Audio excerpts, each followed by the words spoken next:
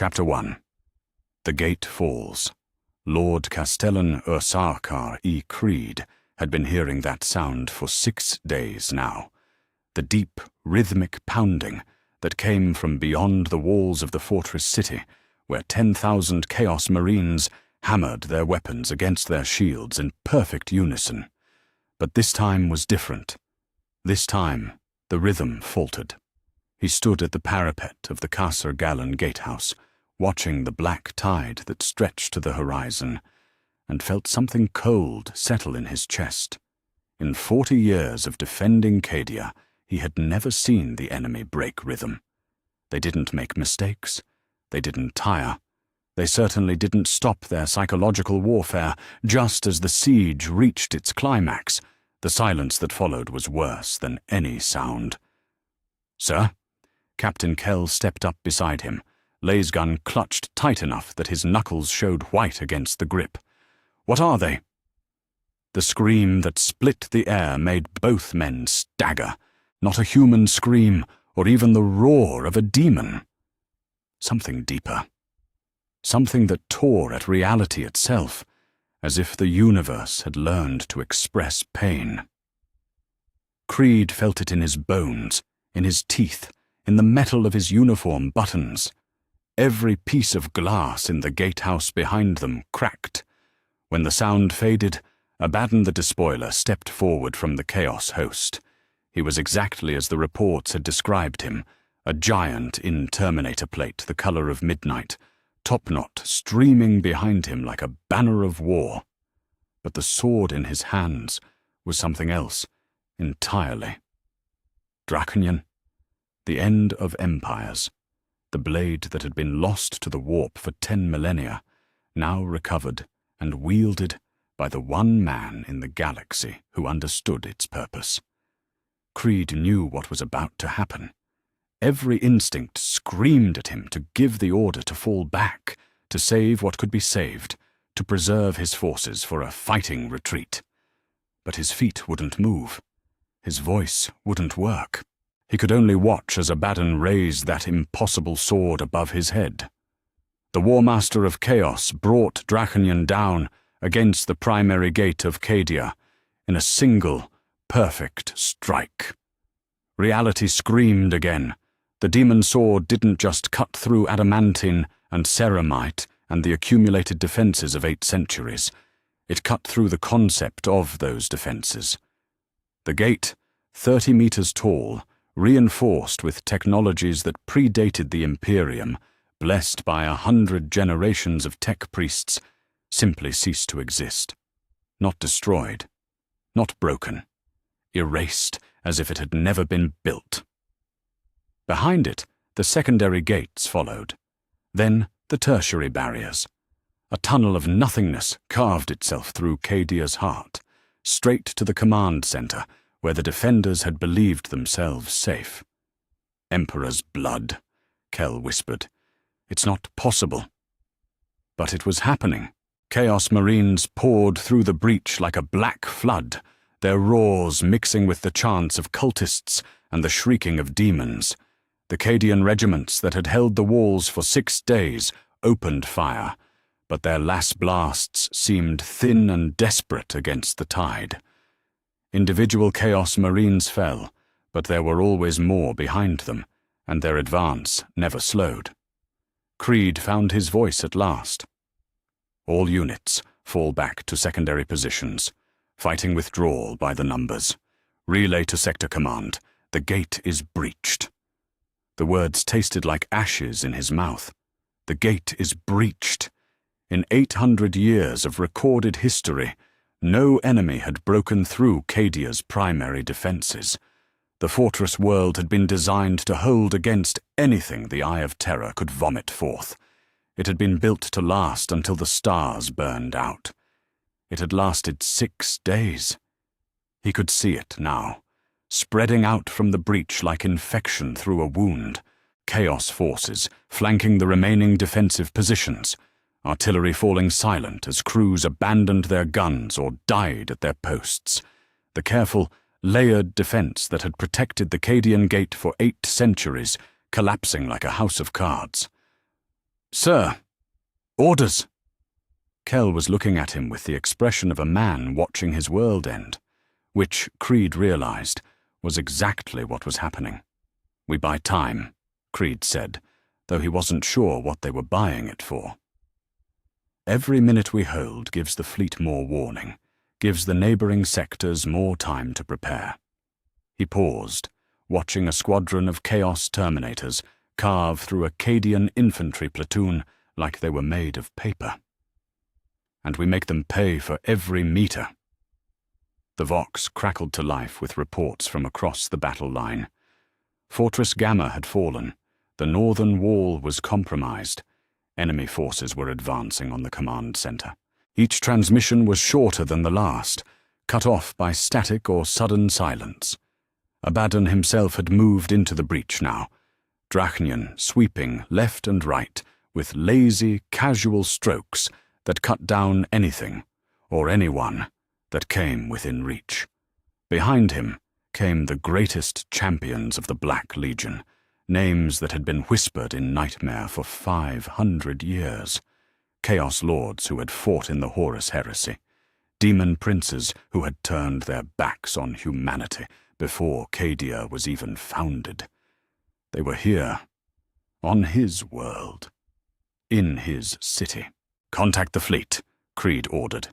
Full astropathic broadcast to Terra and all neighboring systems. Use the crisis codes. Tell them. He stopped, trying to find words for what he was witnessing. Tell them Cadia falls. Kell stared at him. Sir, we're not dead yet. The inner fortresses are still... Look at them, Captain. Creed gestured toward the Chaos forces, spreading through the fortress city like a cancer. Look at that sword. This isn't a battle anymore. It's an execution, and we're just choosing how we die. The sound of ceramite boots on stone made them both turn.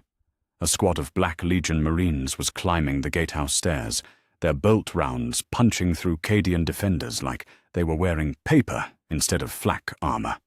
At their head was an aspiring champion, whose helmet bore the 8-pointed star of Chaos Undivided. Creed drew his power sword and sidearm in the same motion. For Cadia! For Cadia, Kell echoed, raising his laser gun. They died well.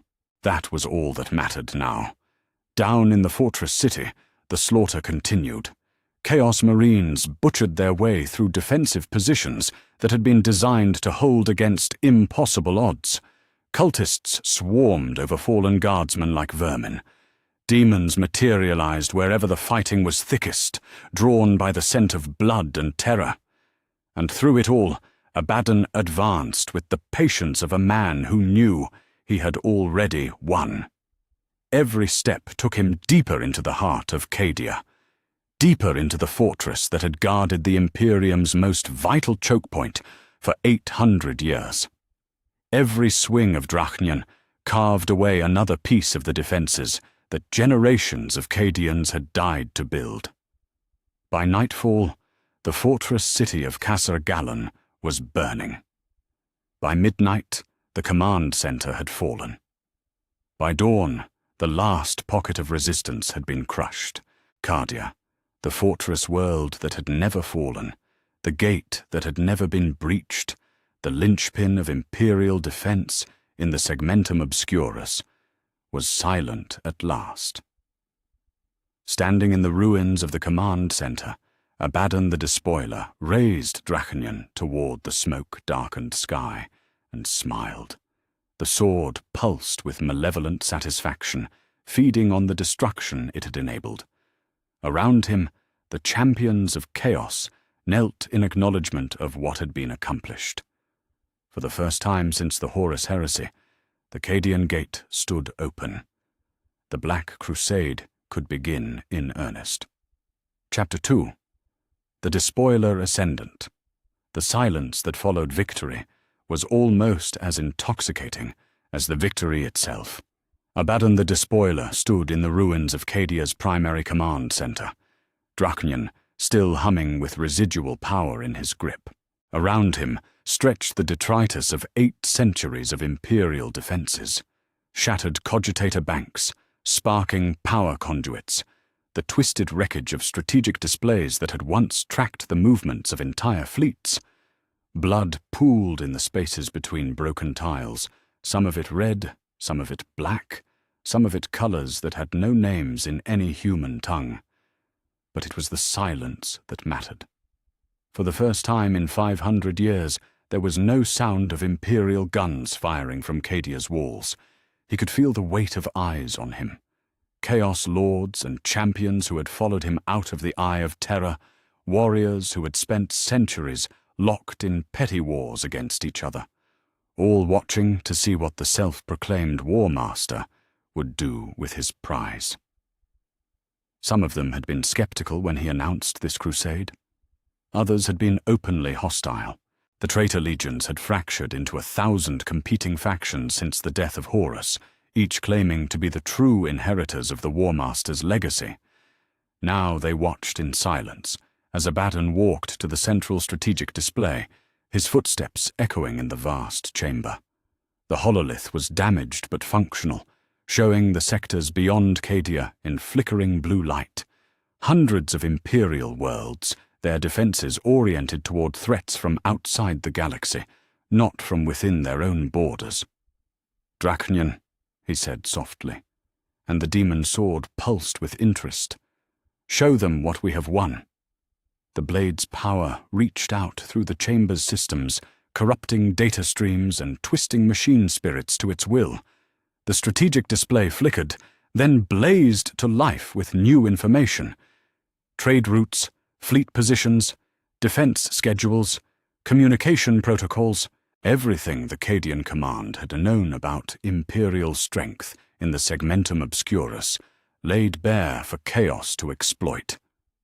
A murmur ran through the assembled champions. Lord Thegus of the Word-Bearers stepped forward, his scarred features twisting into something that might have been a smile. 5 centuries of Imperial intelligence, he said. The fools kept it all in one place. Arrogance, agreed Sorcerer Zaraphiston of the 1,000 Suns. They believed Cadia could never fall.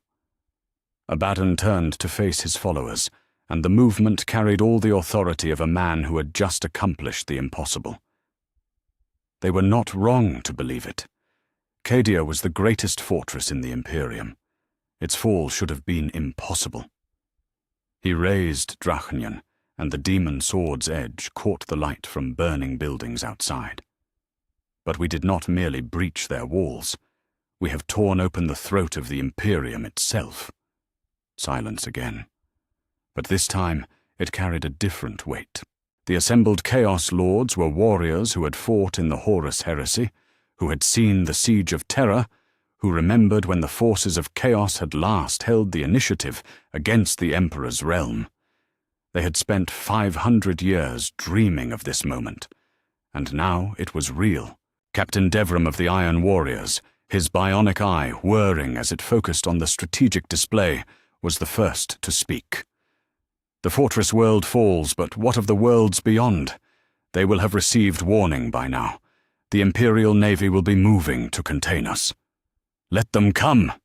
Abaddon's voice carried the confidence of a man who had just watched the impossible become reality. They will arrive to find us already gone, already striking at targets they cannot predict or defend. He gestured to the display, where captured Imperial data streams showed the locations of Forge worlds, hive cities, and naval stations throughout the sector. We are no longer raiders stealing scraps from the Emperor's table.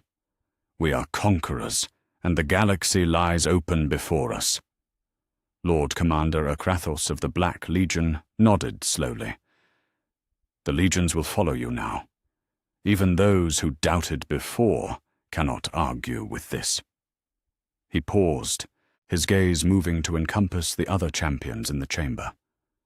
But unity born from victory can die with the first defeat. How do we ensure it survives the campaign to come? It was a fair question, and Abaddon had been expecting it. The traitor legions had been fighting each other almost since the moment they fled into the Eye of Terror. Old grievances, competing philosophies, and the corrupting influence of the Chaos Gods had turned them into a fractious host of war bands and petty kingdoms. Victory over the Imperium might bind them together temporarily, but lasting unity would require something more.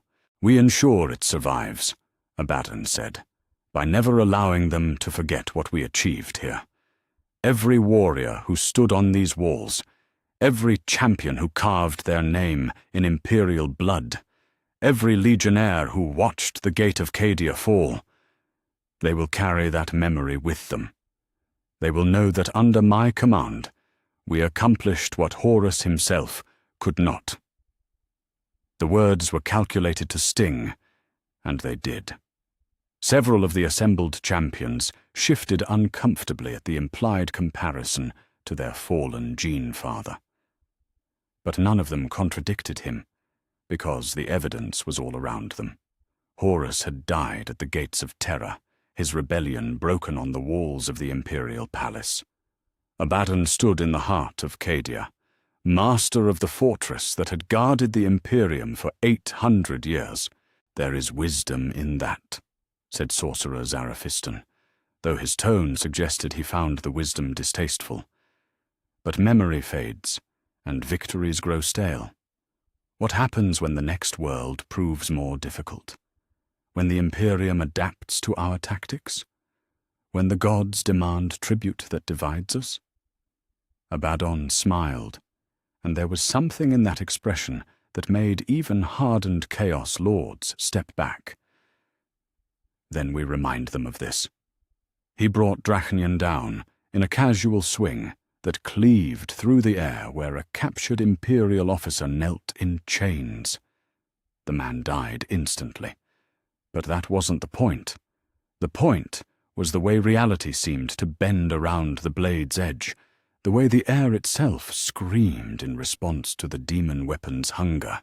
"This sword has tasted the heart of the Imperium," Abaddon continued, his voice carrying the absolute certainty of a prophet. "It remembers the Emperor's defeat at the hands of Horus. It knows the taste of Terra's soil, and now it knows the taste of Cadia's walls." He sheathed the blade with deliberate slowness. "Any who doubt my authority need only ask themselves, who else among you wields such a weapon? Who else has proven they can break what the Emperor built?" The chamber fell silent again, but this time the silence carried submission rather than calculation.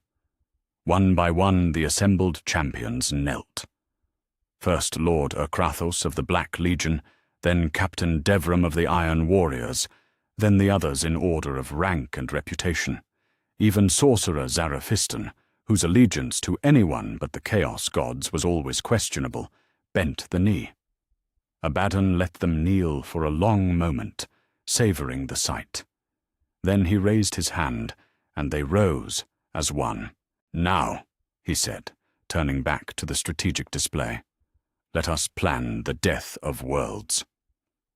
The next several hours were spent in detailed tactical planning. The captured Imperial data provided a roadmap to the Segmentum Obscurus that no Chaos force had possessed since the heresy. Fleet positions, supply routes, communication schedules, all of it was laid bare for exploitation. Abaddon divided his forces into multiple strike groups, each targeted at a different Imperial world, each designed to maximize confusion and prevent effective Imperial response.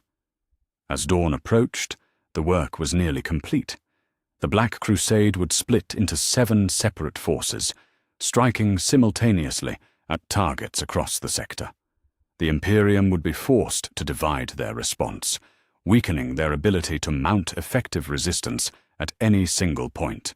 By the time they realized the scope of the threat, Chaos forces would already be entrenched on a dozen worlds, using captured Imperial infrastructure to support further expansion. "It is a sound plan," Lord Thegus admitted, as the last details were finalized. "But it requires trust between the legions. Old grudges run deep." "Then we give them new grudges to focus on," Abaddon replied. The Imperium has had 5 centuries to grow fat and complacent. Let us see how they respond when their soft worlds burn." He stood, and the movement brought every eye in the chamber back to him.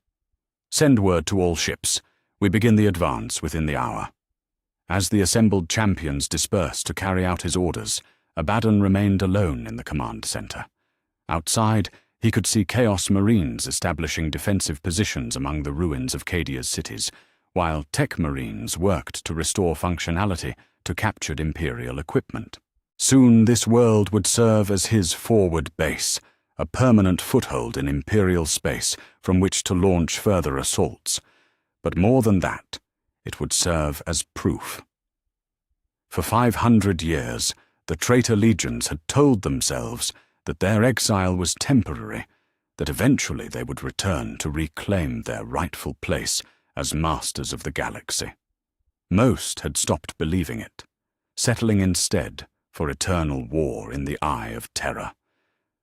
Now they had Cadia. Now they had victory. Now they had a war master who could deliver on the promises that Horus had died making. Abaddon placed his hand on the pommel of Drachnion and smiled. The sword purred with satisfaction, its demon essence feeding on the destruction around them. Together, they had broken the gate that had held for 8 centuries. Together, they would break everything else. The long war was no longer a dream. It was reality, and the Imperium would learn to fear that reality, one burning world at a time. Chapter 3. Terror's Shock. The astropath died as the message reached its end. Master Juventus had been receiving interstellar communications for 37 years, his mind trained to pass the whispers that traveled through the warp between distant stars. He had heard reports of battles won and lost, worlds conquered and abandoned, fleets destroyed, and heroes fallen. None of it had prepared him for this.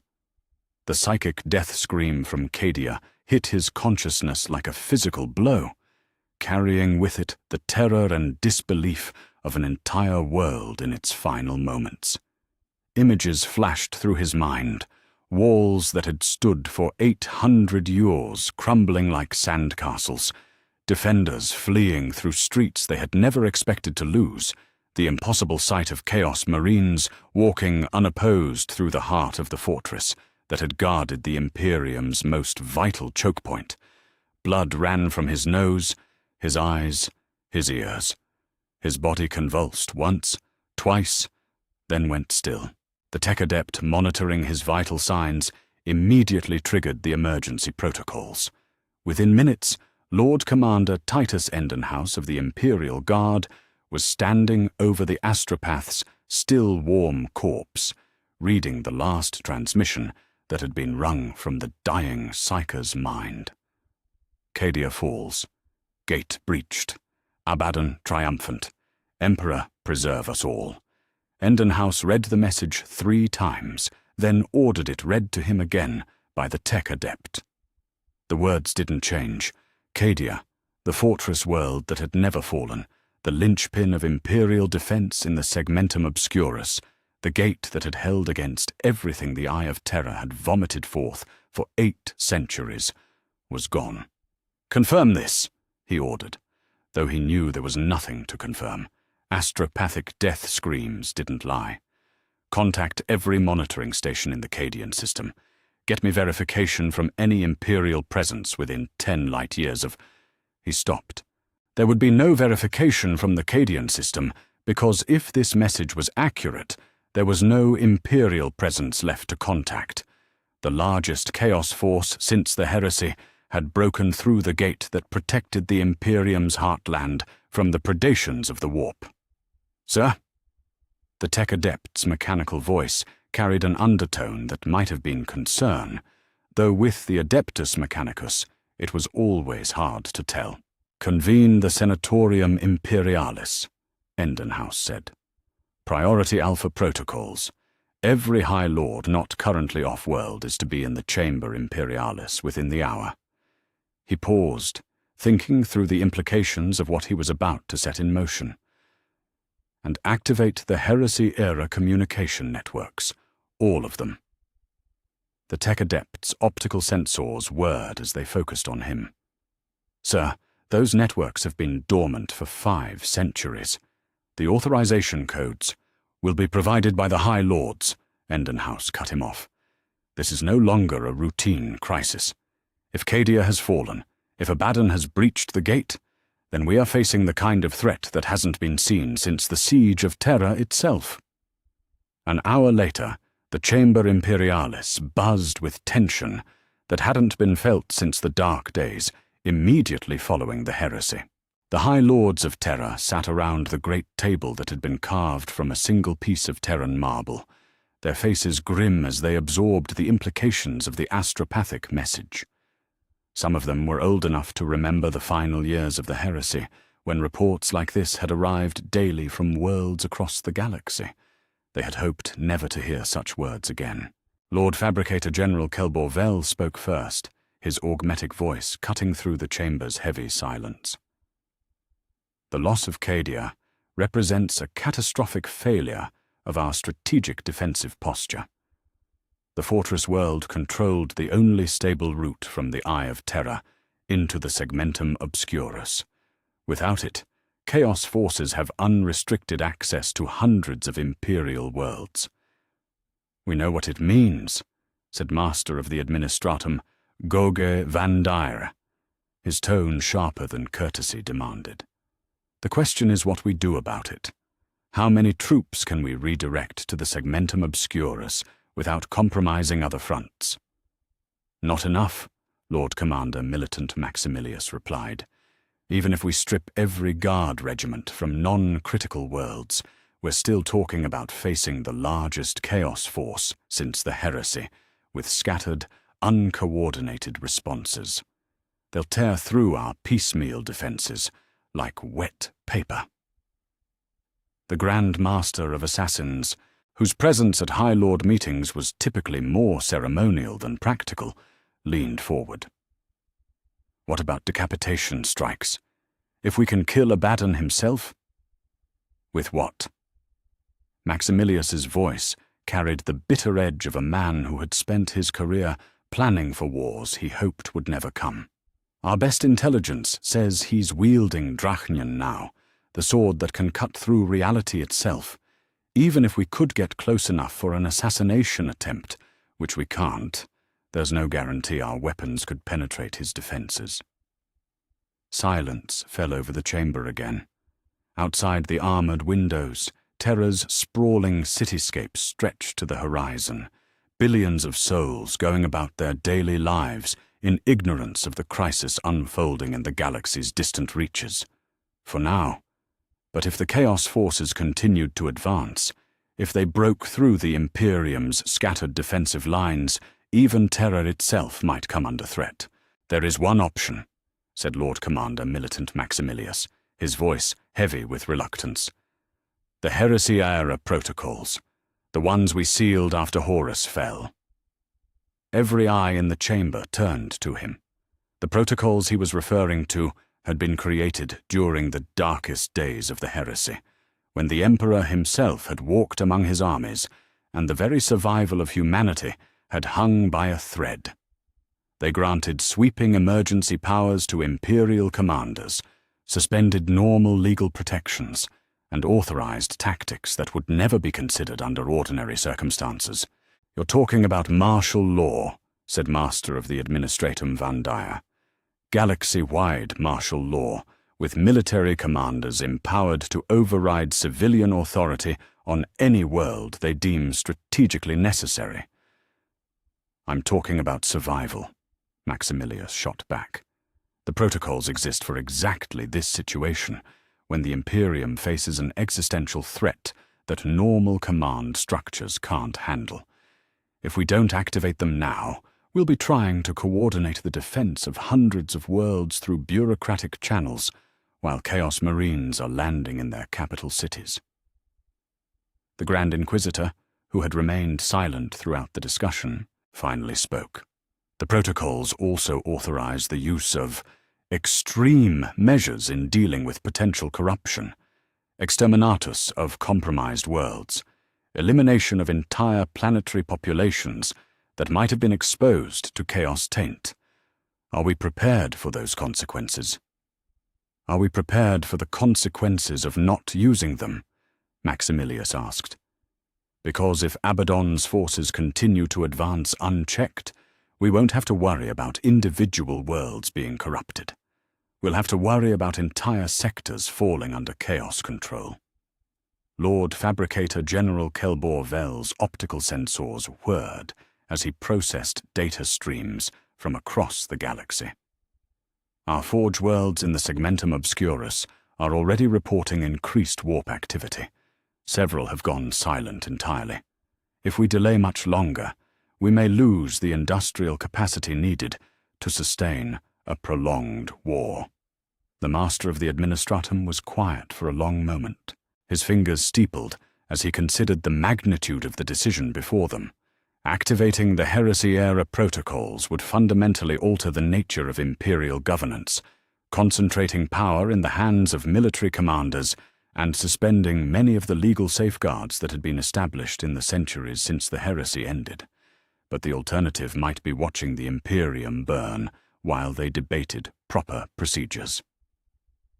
All in favor of activating Emergency Protocol 7, he said finally. One by one, the High Lords raised their hands. Some hesitated. All of them understood what they were authorizing. But in the end, the vote was unanimous. So ordered, declared the Master of the Administratum. Emergency Protocol 7 is now in effect. Lord Commander Militant, you have full authority to coordinate the Imperial response to this crisis. May the Emperor preserve us all. As the High Lords dispersed to begin the monumental task of mobilizing the Imperium for total war, astropathic messages began racing out from Terra to every corner of the galaxy. Guard regiments were recalled from distant campaigns. Navy fleets received new orders to converge on the segmentum obscurus. Space Marine chapters found their existing missions cancelled in favor of urgent redeployment orders. On the world of Caliban, the Dark Angels received word that their campaign against the Orc war boss, Scarjack, was to be abandoned immediately. Chapter Master Astalan read the orders twice, then summoned his captains. We make for the Cadian system, he told them, whatever remains of it. In the Ultramar sector, the Ultramarines broke off their pacification of a minor rebellion and began preparing for immediate departure. Chapter Master Marius Calgar studied the tactical displays, showing chaos forces spilling out of the Eye of Terror, and felt a chill that had nothing to do with the temperature in his command chamber. He had read the historical accounts of the heresy, but he had never expected to face such a threat himself. Across the galaxy, the Imperium began the largest military mobilization since the Siege of Terra. Entire sectors had their defense fleets stripped away and redirected toward the segmentum obscurus. Forge worlds went into overdrive, producing weapons and ammunition. Recruitment centers saw their quotas tripled overnight. But it would take time, months for some forces to redeploy, years for others. And in the meantime, Abaddon's Black Crusade was already advancing into Imperial space, moving too fast for the scattered defensive forces to stop. On Terra, in the Chamber Imperialis, the High Lords worked through the night, planning for a war they had hoped would never come. Outside their windows, the lights of the Imperial Palace glittered like stars, a beacon of hope and defiance that had shone for over 10,000 years. For the first time in 5 centuries, that light seemed fragile. Chapter 4. The Black Tide Spreads. Commander Valerius Thorn of the Imperial Navy cruiser, Righteous Fury, had seen pirates before. He had fought Xenos raiders and put down rebellions on a dozen worlds. In 30 years of service, he had convinced himself that he understood the nature of evil in the galaxy. Nothing had prepared him for this. Through the viewport of his command bridge, He watched the Chaos fleet tear through his blockade line like it was made of tissue paper. 7 Imperial cruisers and twice as many escorts, positioned at the Mandeville point of the Agrippina system, to prevent exactly this kind of incursion. It should have been enough. The tactical manuals said it was enough. The manuals hadn't accounted for ships that bled fire and shadow, or for weapon batteries that fired shells screaming with the voices of the damned. They certainly hadn't accounted for the way reality seemed to bend around the flagship leading the Chaos advance, a massive battleship whose hull bore the 8-pointed star of Chaos undivided, and whose prow had been shaped into the likeness of a screaming demon. "Contact with the stalwart champion has been lost," reported his communications officer, her voice steady despite the chaos erupting around them. "The Emperor's will reports critical damage to their reactor containment. They're requesting permission to withdraw." Thorne watched the stalwart champion die in a blossom of nuclear fire as Chaos torpedo salvos overwhelmed its void shields. The Emperor's will was next, its desperate evasive maneuvers doing nothing to save it from the concentrated fire of 3 Chaos cruisers. In the space of 10 minutes, he had lost 2/3 of his battle line. "All ships, full withdrawal," he ordered. "Make for the secondary defense positions at Agrippina Prime. Send word to Sector Command. The outer blockade has failed." The words tasted like ash in his mouth. The outer blockade had been the Imperium's first line of defense against exactly this scenario. If Chaos forces could push through here, the inner worlds of the Agrippina sector lay open and defenseless. Billions of Imperial citizens who had never seen a real war, who trusted in the Navy to protect them from the horrors that lurked beyond the light of the Astronomicon. They would learn better soon enough.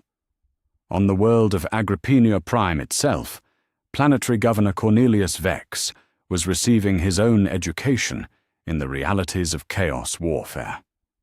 The Vox net that connected his world to the broader Imperium had been filled with increasingly desperate reports for the past week. Worlds going silent, Navy fleets retreating from positions they had held for centuries, refugee ships arriving with stories that defied belief. Now the stories were becoming reality. The first sign had been the livestock. Cattle throughout the northern continent had begun dying overnight, their corpses twisted into shapes that hurt to look at directly. The Adeptus Mechanicus explained it as some kind of bioweapon deployed by the advancing Chaos forces, but that explanation felt inadequate when confronted with the reality of 10,000 dead animals arranged in perfect spirals across the grasslands. The second sign had been the dreams. Across the planet, ordinary Imperial citizens began reporting nightmares of burning cities and laughing gods. Children woke screaming about red skies and brass towers.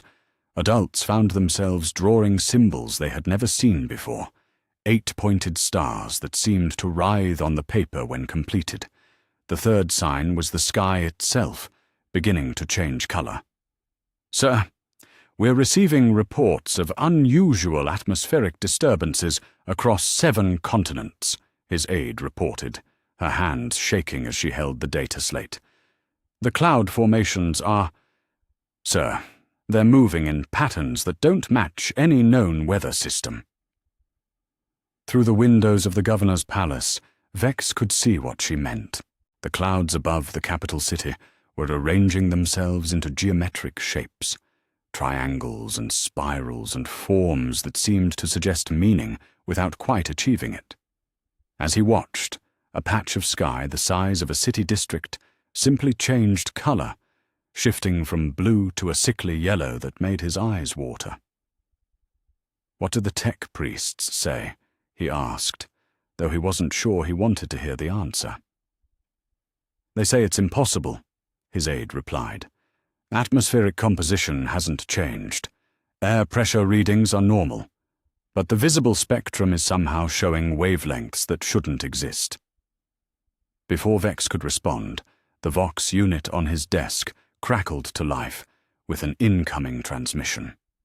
The voice that emerged was recognizable as Captain Marcus Aurelius of the 47th Agrippina PDF, but there was something wrong with it, a quality that made it sound like it was coming from very far away. "Governor, you need to see this. The northern districts. Sir, there are things walking the streets that shouldn't be there." An hour later, Vex stood on the ramparts of the Planetary Defense Citadel and stared down at his capital city in disbelief. The northern districts, home to 3 million Imperial citizens, were burning. But that wasn't the worst part. The worst part was what was doing the burning. Demons, creatures of pure warp energy, given form through hatred and malice, stalking through streets that had known only peace for 800 years. Some looked almost human until you noticed the extra limbs or the faces where faces shouldn't be. Others defied description entirely, existing as impossible geometries of teeth and claws and screaming mouths. Between them, moved figures in power armor painted the color of dried blood. Chaos Space Marines, the legendary traitors who had turned their backs on the Emperor 5 centuries ago. They moved through the city methodically, herding civilians into gathering points where robed cultists waited with chains and ritual knives. "How?" Vex whispered. "How are they here?" The orbital defenses are gone," Captain Aurelius reported grimly. "Something came down from orbit 6 hours ago. Not a ship. We never detected a ship. Just something. It hit Defense Platform 7, and the whole structure just dissolved. Like it had never existed. Then the demons started manifesting in the streets." As if to emphasize his point, a section of the city several kilometers away simply vanished in a flash of unnatural light. When Vex's vision cleared, a crater the size of a city block had appeared where residential housing had stood moments before. At its center, something that might have been a tree made of screaming metal and burning bone reached toward the diseased sky. "Where are the Space Marines?" Vex asked desperately. "The Ultramarines garrison was supposed to." "They tried," Aurelius said. "Captain Ventress led his company against the initial demon manifestation. We lost contact with them 3 hours ago." 3 hours.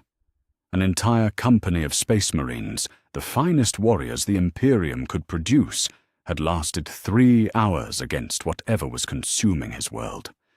Vex felt something cold and heavy settle in his chest as he realized that Agrippina Prime was already lost. The only question now was how many of his people could be evacuated before the planet fell completely. In orbit above the dying world, the survivors of the Imperial Navy blockade watched their instruments register things that shouldn't exist, warp signatures that physics said were impossible, energy readings that made no sense according to any Imperial understanding of technology, ships that appeared on sensors as solid masses but looked like holes in space when viewed through optical displays. "Sir, we're receiving a transmission from the planet's surface," the communications officer reported to Commander Thorne. Sir, it's Governor Vex, but the signal is coming from 17 different locations simultaneously." Thorne closed his eyes and tried to process what he was hearing. Either the planet's communication network had suffered a catastrophic malfunction, or something was interfering with basic principles of causality. Given what they had witnessed over the past few hours, he was no longer willing to dismiss the latter possibility. "Put him through," he ordered. The voice that emerged from the Vox speakers was recognizably Governor Vex, but it carried harmonics that made everyone on the bridge wince. When he spoke, his words seemed to echo before he said them, creating a disorienting effect that made it hard to follow his meaning. "Commander Thorne, the planet is. There are things here that shouldn't. The children are changing, Thorne. They're changing into things that aren't children anymore. We need immediate evacuation for anyone who still remembers what they used to be." The transmission cut off abruptly, replaced by static filled with sounds that might have been screaming or might have been laughter. "Sir," his tactical officer said quietly, "we're receiving similar reports from 6 other worlds in the sector. Belial 4 went silent 4 hours ago. Mordax Prime is reporting massive civilian casualties and requesting immediate military assistance. The Forge world of Lucius Minor. Sir, they're saying the machine spirits have started talking." Thorn stared at the tactical display, showing the spreading chaos throughout the Agrippina sector. Red icons indicated worlds under attack. Yellow icons showed worlds reporting unusual phenomena. Green icons represented worlds that were still responding normally to Imperial communications. In the past 6 hours, the number of green icons had dropped by half. This was what defeat looked like on the galactic scale. Not a single climactic battle, but a spreading infection that turned everything it touched into something unrecognizable. The Chaos Forces weren't just conquering worlds, they were transforming them, corrupting them at such a fundamental level that they ceased to be Imperial worlds in any meaningful sense. "Orders, sir?" his communications officer asked. Thorn looked at the display for a long moment, then at his crew. Good people, loyal servants of the Imperium who deserved better than to die in a war they couldn't win with tactics they didn't understand, against enemies that violated the basic principles of reality. "Signal the fleet," he said finally. "Full withdrawal to the Bellicane system. We'll make our stand there." It was the 3rd time he had ordered a withdrawal in as many days. Each time the enemy had seemed larger, stranger, more impossible to fight with conventional weapons and tactics. He was beginning to understand that the Imperium's traditional advantages, superior training, better equipment, unified command structure, meant nothing when the enemy could reshape reality to suit their purposes. Behind them, Agrippina Prime burned with fires that cast no shadows. Above the planet, the sky had turned the color of old blood, and shapes that might have been clouds or might have been flying creatures traced patterns that hurt to watch. By morning, there would be nothing left that the Imperium would recognize as one of its own worlds. And this was only the beginning. Chapter 5. The Emperor's Gambit. Chapter Master, Astalan of the Dark Angels, stood in the command center of his battle barge, Invincible Reason, and watched the tactical display paint a picture of qualified victory. 3 days of coordinated strikes across the Mordian system had driven Chaos Forces from 7 of 9 worlds, reclaimed 2 major orbital facilities, and eliminated an estimated 40,000 enemy combatants. It should have felt like triumph. Instead, it felt like holding back the tide with his bare hands. "Report from Captain Belial," his communications officer announced. "The 5th Company has secured the primary hive on Mordian Prime. Enemy resistance is collapsing across the southern continent." "Good. What about the 6th? Captain Samael reports the orbital docks at Mordian Secundus are back under Imperial control. The Navy can begin using them as a forward base again." Astalan nodded, but his attention remained fixed on the broader strategic picture. Yes, they had reclaimed the Mordian system. But at what cost? 3 companies of Dark Angels, 2 regiments of Imperial Guard, and a light cruiser squadron, all committed to retaking worlds that should never have fallen in the first place. And meanwhile, the intelligence reports showed Chaos Forces advancing on 6 other systems simultaneously. "Sir," his tactical officer said quietly, "urgent astropathic transmission from Chapter Master Calgar of the Ultramarines." The message was brief, but devastating. The Taliser campaign had ended in failure. Despite deploying 4 full companies and coordinating with 2 other Space Marine chapters, The Ultramarines had been unable to prevent the fall of the system's primary forge world. Enemy resistance had been heavier than expected, their tactics more sophisticated, their corruption of local infrastructure more complete than Imperial intelligence had suggested. "How many worlds have we retaken in the past month?" Astalan asked his staff. 14 confirmed, sir. Another 8 partially secured. "And how many have fallen to Chaos forces in the same period?" The silence that followed was answer enough.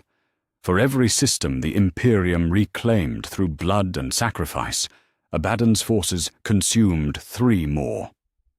The mathematics of the campaign were brutally simple. The Black Crusade was advancing faster than the Imperial response could contain it.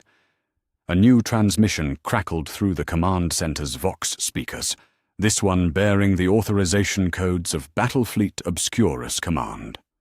Admiral Quintanus Carthag's voice carried the strain of a man who had been fighting a losing war for 3 months without rest. All Space Marine commanders are to report to the Bellicane system for an emergency strategic conference. Priority Alpha. This is not a request. 6 hours later, Astalan found himself aboard the massive battleship Dominus Astra, surrounded by the greatest concentration of Space Marine leadership the Imperium had assembled since the Horus Heresy. Chapter masters from a dozen different bloodlines, each representing centuries of tactical expertise and thousands of years of combined combat experience. They looked like men preparing for their own funerals. Chapter Master Calgar of the Ultramarines spoke first, his voice carrying the weight of recent failure. "The current strategy is unsustainable. We're fighting a reactive war, responding to chaos incursions after they've already established themselves on Imperial worlds. By the time we arrive, they've had weeks to corrupt local infrastructure, turn the population against us, and establish defensive positions that cost us more to break than they're worth to hold. The alternative is to abandon entire sectors to chaos," replied Chapter Master Azrael of the Dark Angels, his scarred features grim. "Are we prepared to write off billions of Imperial citizens without a fight?" "We may not have a choice," said a new voice from across the chamber. High Admiral Spire of Battlefleet Gothic had arrived with reports that made the previous intelligence estimates look optimistic. "Our latest reconnaissance indicates that Abaddon isn't just conquering worlds. He's using them as staging grounds for additional expansion. Every system he takes gives him more resources, more recruitment opportunities, more industrial capacity. At current rates of expansion, he'll have control of the entire Segmentum Obscurus within 2 years." The chamber fell silent as the assembled commanders absorbed the implications. 2 years. In the space of 2 standard years, the Imperium could lose an entire segmentum of space, billions of worlds, trillions of citizens, industrial capacity that had taken millennia to develop. "There is another option," said a quiet voice from the back of the chamber. Inquisitor Cassandra Vex, of the Ordo Malleus, stepped forward, her power armor bearing the scars of recent battles against demonic incursions. One that the High Lords of Terror have been reluctant to consider. Every eye in the chamber turned toward her. Inquisitors rarely attended military strategy conferences, and when they did, it usually meant someone was about to suggest something that violated the Codex Astartes. "Speak," Calgar commanded. "We establish a cordon sanitaire," Vex said. "A line of deliberately sacrificed worlds that we use to contain the chaos expansion. Instead of fighting for every system, we evacuate what we can from the outer sectors and concentrate our forces on a defensive perimeter that we can actually hold." "You're talking about abandoning half the Segmentum Obscurus," Azrael said. "Billions of Imperial citizens would be left to the mercy of chaos." "Billions of Imperial citizens are already under chaos control," Vex replied coolly. "The question is whether we try to save all of them and lose everything, or save what we can and live to fight another day." The debate that followed was heated but brief. Military practicality warred with imperial doctrine, strategic necessity against moral obligation. In the end, it was Admiral Carthage who posed the question that cut to the heart of the matter. If we implement this cordon strategy, what guarantee do we have that it will actually stop them? What if Abaddon's forces break through our defensive line just as easily as they broke through Cadia? Inquisitor Vex was quiet for a long moment before responding. Then we consider alternatives that have been forbidden since the heresy. The temperature in the chamber seemed to drop several degrees. Everyone present knew what she was referring to. The proscribed technologies, forbidden alliances, and desperate measures that the Imperium had used during the darkest days of the Horus heresy, and then sworn never to use again. "You're talking about dealing with the Xenos," Chapter Master Astellan said, his voice flat with disgust. "I'm talking about survival," Vex replied. "The Eldar have as much interest in preventing a Chaos victory as we do. The Tau Empire controls worlds that Abaddon will eventually target. Even some of the more stable Orc empires might be convinced to fight against a common enemy." "Never," declared Chapter Master Cantor of the Imperial Fists. "The Imperium does not make bargains with aliens."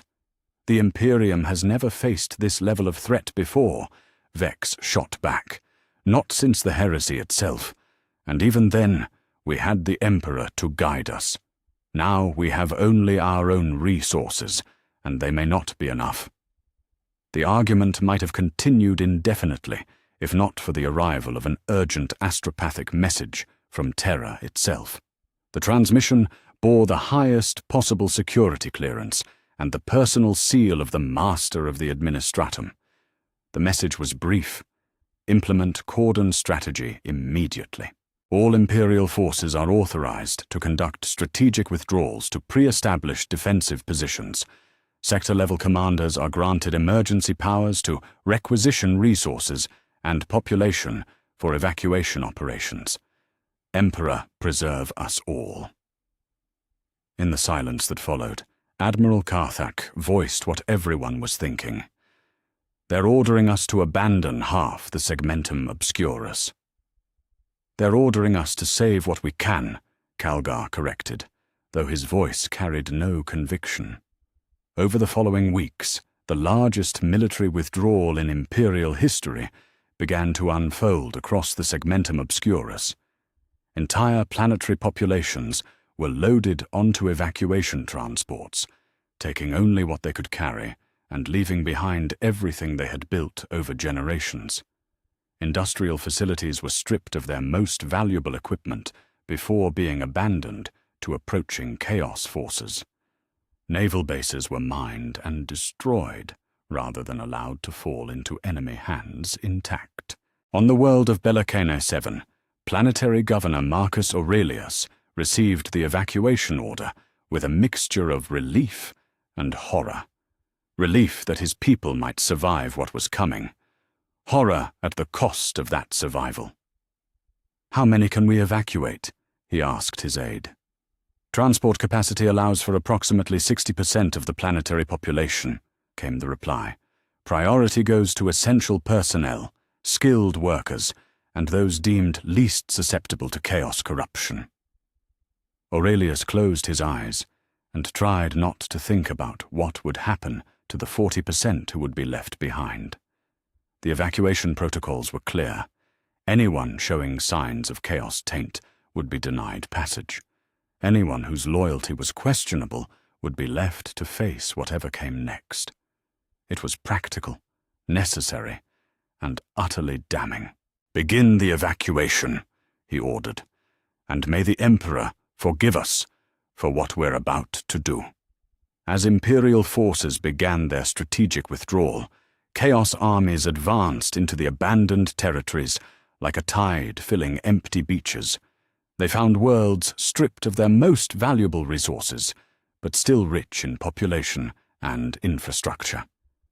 More importantly, they found something that Abaddon had been counting on: proof that the Imperium could be forced to abandon its own people when pressed hard enough. On the bridge of his flagship, Abaddon watched the tactical displays showing Imperial forces retreating deeper into their own territory. The smile on his scarred features was not pleasant. "They think they can contain us with a wall of sacrificed worlds," he said to the assembled Chaos Lords. "They think they can trade space for time while they prepare some grand counterattack." He gestured to the displays showing newly conquered systems across a dozen sectors. "Let them. Every world they abandon makes us stronger. Every citizen they leave behind becomes a potential recruit. Every compromise they make brings them closer to the darkness they claim to fight against." Behind him, Drachnian pulsed with malevolent satisfaction. The demon sword could taste the Imperium's growing desperation, their willingness to consider options they had once found unthinkable. Corruption came in many forms, and not all of them required the touch of chaos sorcery. The Cordon strategy would buy the Imperium time, but it would cost them something far more valuable: the moral certainty that had sustained them for 10,000 years, and once that was gone, Abaddon would find the galaxy a much easier place to conquer. The Long War had entered a new phase, and for the first time in 5 centuries, it was the Imperium that was learning the true price of survival. Chapter 6. Draconian Unleashed Chapter. Master Mordate of the Iron Hands had faced the worst the galaxy could offer in 3 centuries of warfare. He had stood against orc war bosses the size of battle tanks, carved his way through tyrannid swarms that blotted out stars, and purged demon incursions that turned reality inside out. He had convinced himself that nothing in the universe could surprise him anymore. He was wrong. The battle for the Zerian Gate had been raging for 6 hours when Abaddon the Despoiler finally decided to end it personally. Until that moment, it had been a conventional void war. Chaos fleets hammering against Imperial defensive positions, boarding actions fought in the corridors of damaged ships, weapon batteries trading salvos across the darkness between stars. Brutal? Yes. Costly, certainly. But comprehensible within the framework of warfare as Mordasi understood it.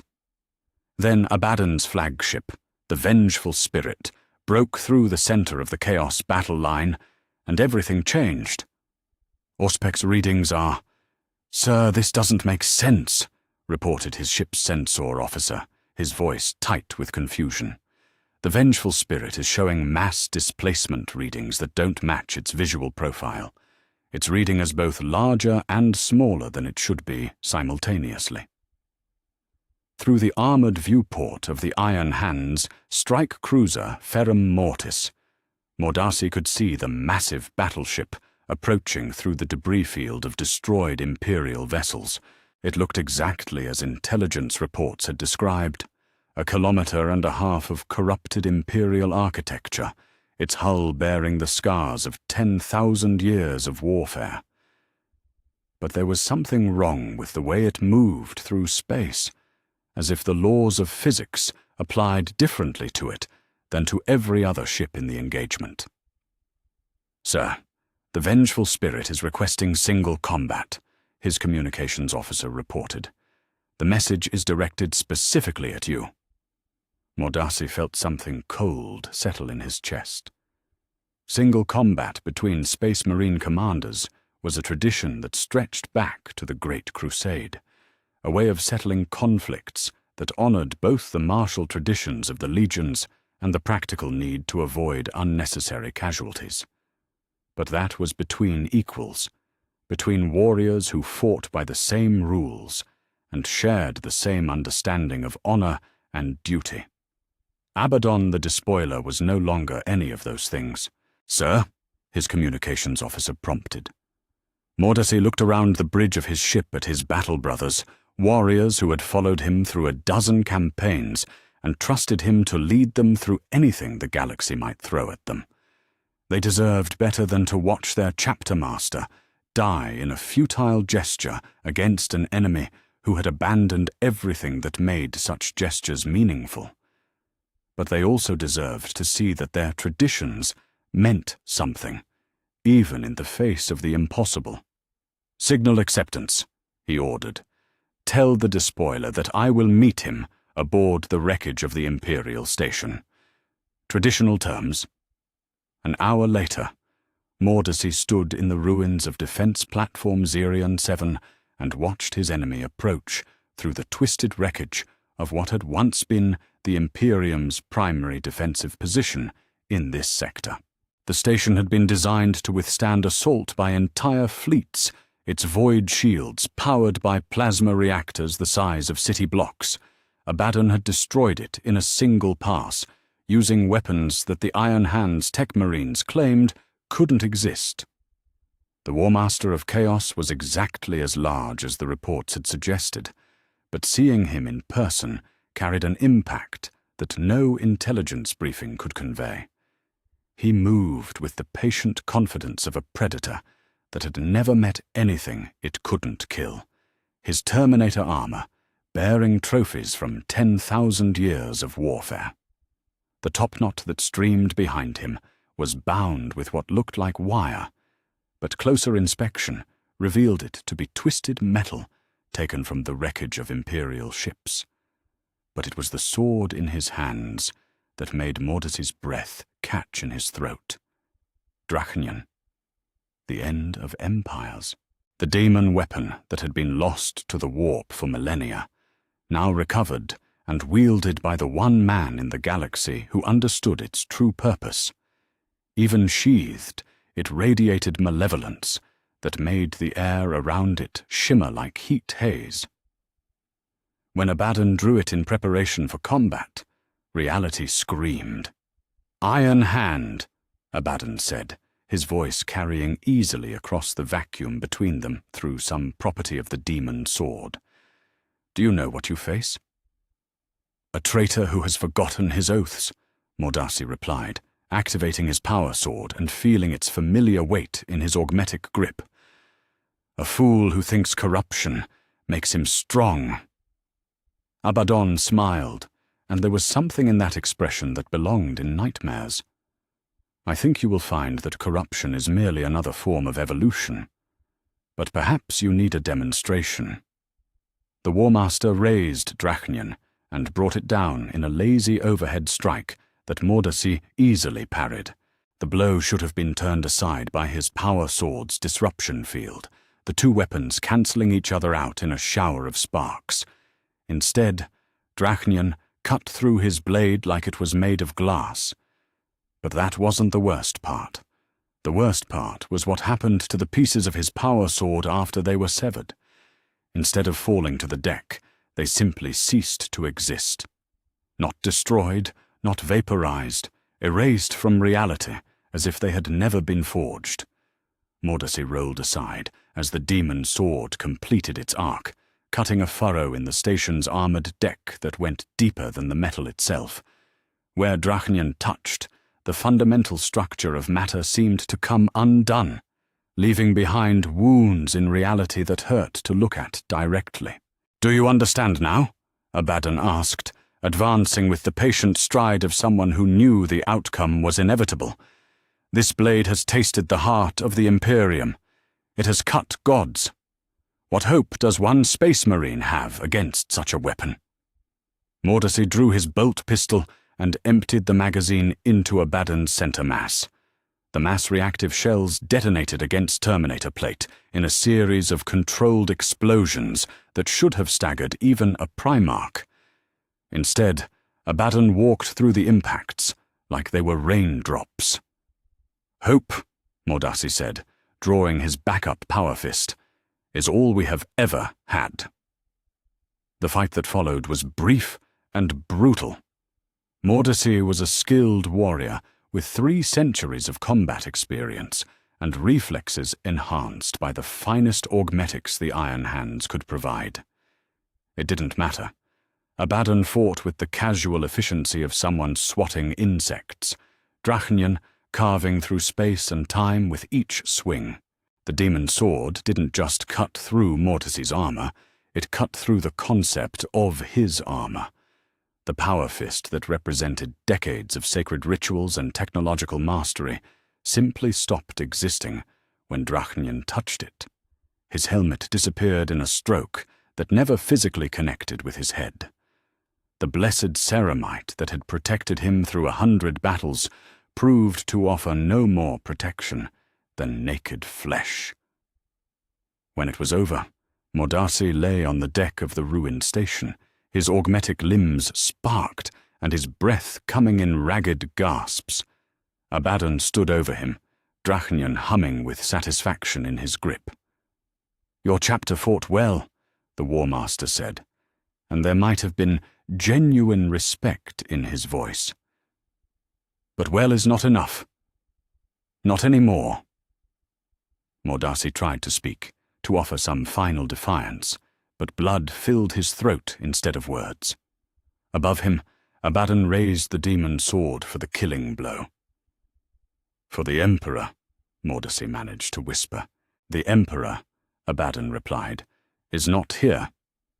Drachnian fell, and Chapter Master Mordarcy of the Iron Hands became another footnote in the demon sword's 10,000-year history of ending heroes. Aboard the Iron Hands, strike cruiser Ferrum Mortis, the surviving battle brothers watched their chapter master die through long-range Auspex feeds. They had known it was coming. Single combat between a space marine and the despoiler could only end one way, but seeing it happen was different from knowing it would happen. "Orders, sir?" asked Captain Christos, his augmetic voice carrying none of the emotion that would have been audible in an unmodified larynx. Brother Captain Carden, now the senior officer present, stared at the tactical displays showing Chaos forces advancing on their position. Without their chapter master, without the coordination he had provided, their defensive formation was beginning to come apart. 3 other Imperial ships had already broken formation and begun retreating toward the secondary defense line. "We withdraw," he said finally. "The chapter master died to buy us time. We honor his sacrifice by not wasting it." But as the Iron Hands began their fighting retreat, Abaddon was already moving to demonstrate that Mordarcy's death had been only the beginning of what Drachnian could accomplish. The Imperial Titan Legion Fortis had been deployed to the Xerian system specifically to counter Chaos armor formations. 4 god machines stood guardian over the primary Imperial supply depot, their void shields overlapping to create an impenetrable barrier that could withstand orbital bombardment.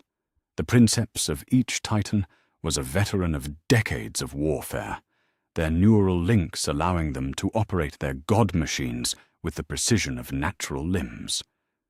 None of them had ever faced an enemy who could cut through void shields with a sword.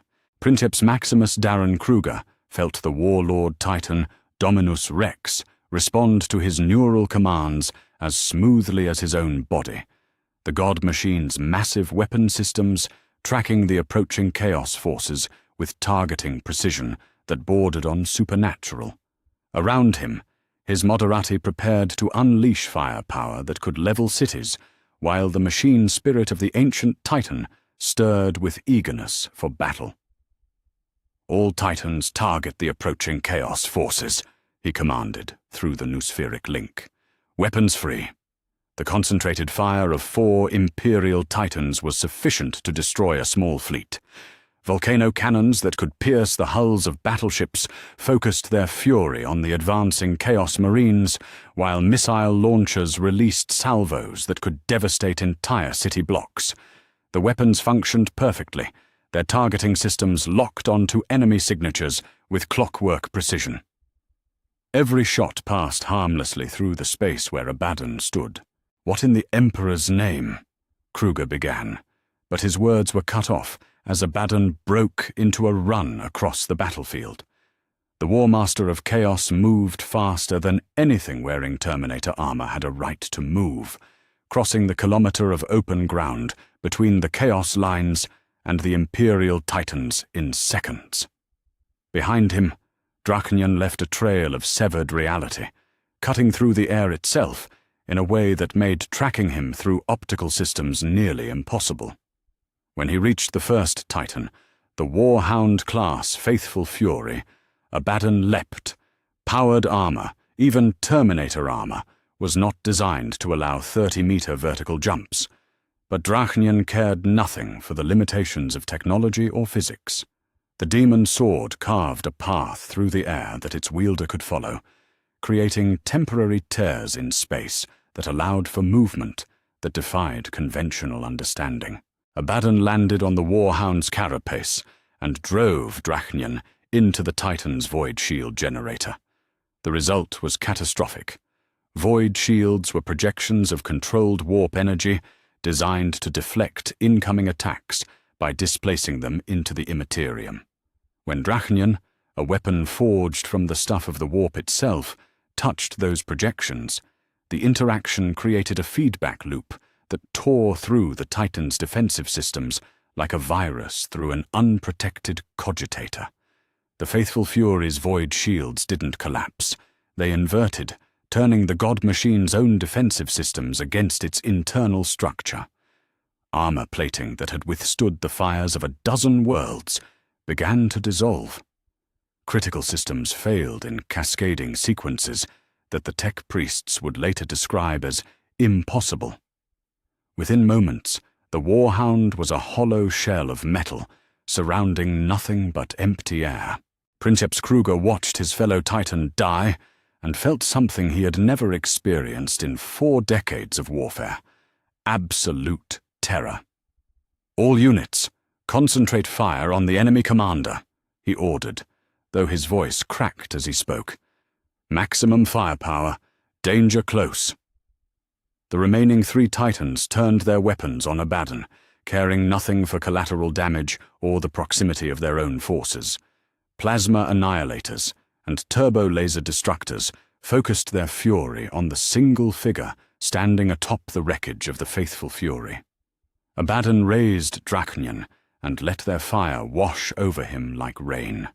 Where the weapons struck the demon sword, reality twisted and bent, creating gravitational anomalies that pulled the incoming fire into dimensional folds that led nowhere. The Warmaster stood untouched in the center of a firestorm that should have reduced him to constituent atoms. Then he leaped again. The Reaver-class Titan Iron Vengeance died even faster than the Warhound had, its void shields proving no more effective than tissue paper against a weapon that could cut through the fundamental structure of the universe. The Warlord-class Warbringer lasted slightly longer, its superior shielding and thicker armor requiring 3 strikes from Drachnian before its machine spirit finally surrendered to the impossible and allowed its physical form to dissolve. By the time Abaddon reached Dominus Rex, Kruger had accepted that he was about to die. But he was a princeps of the Imperial Titan legions, and he would not die quietly. "For the Omnissiah!" he roared, triggering every weapon system the God Machine possessed in a point-blank salvo that lit up the battlefield like a newborn star. The weapons fired, the ammunition detonated, the energy discharged. None of it touched Abaddon. Drachnian rose and fell one final time, and the last Imperial Titan on Zerion became another testament to the demon sword's infinite hunger for destruction.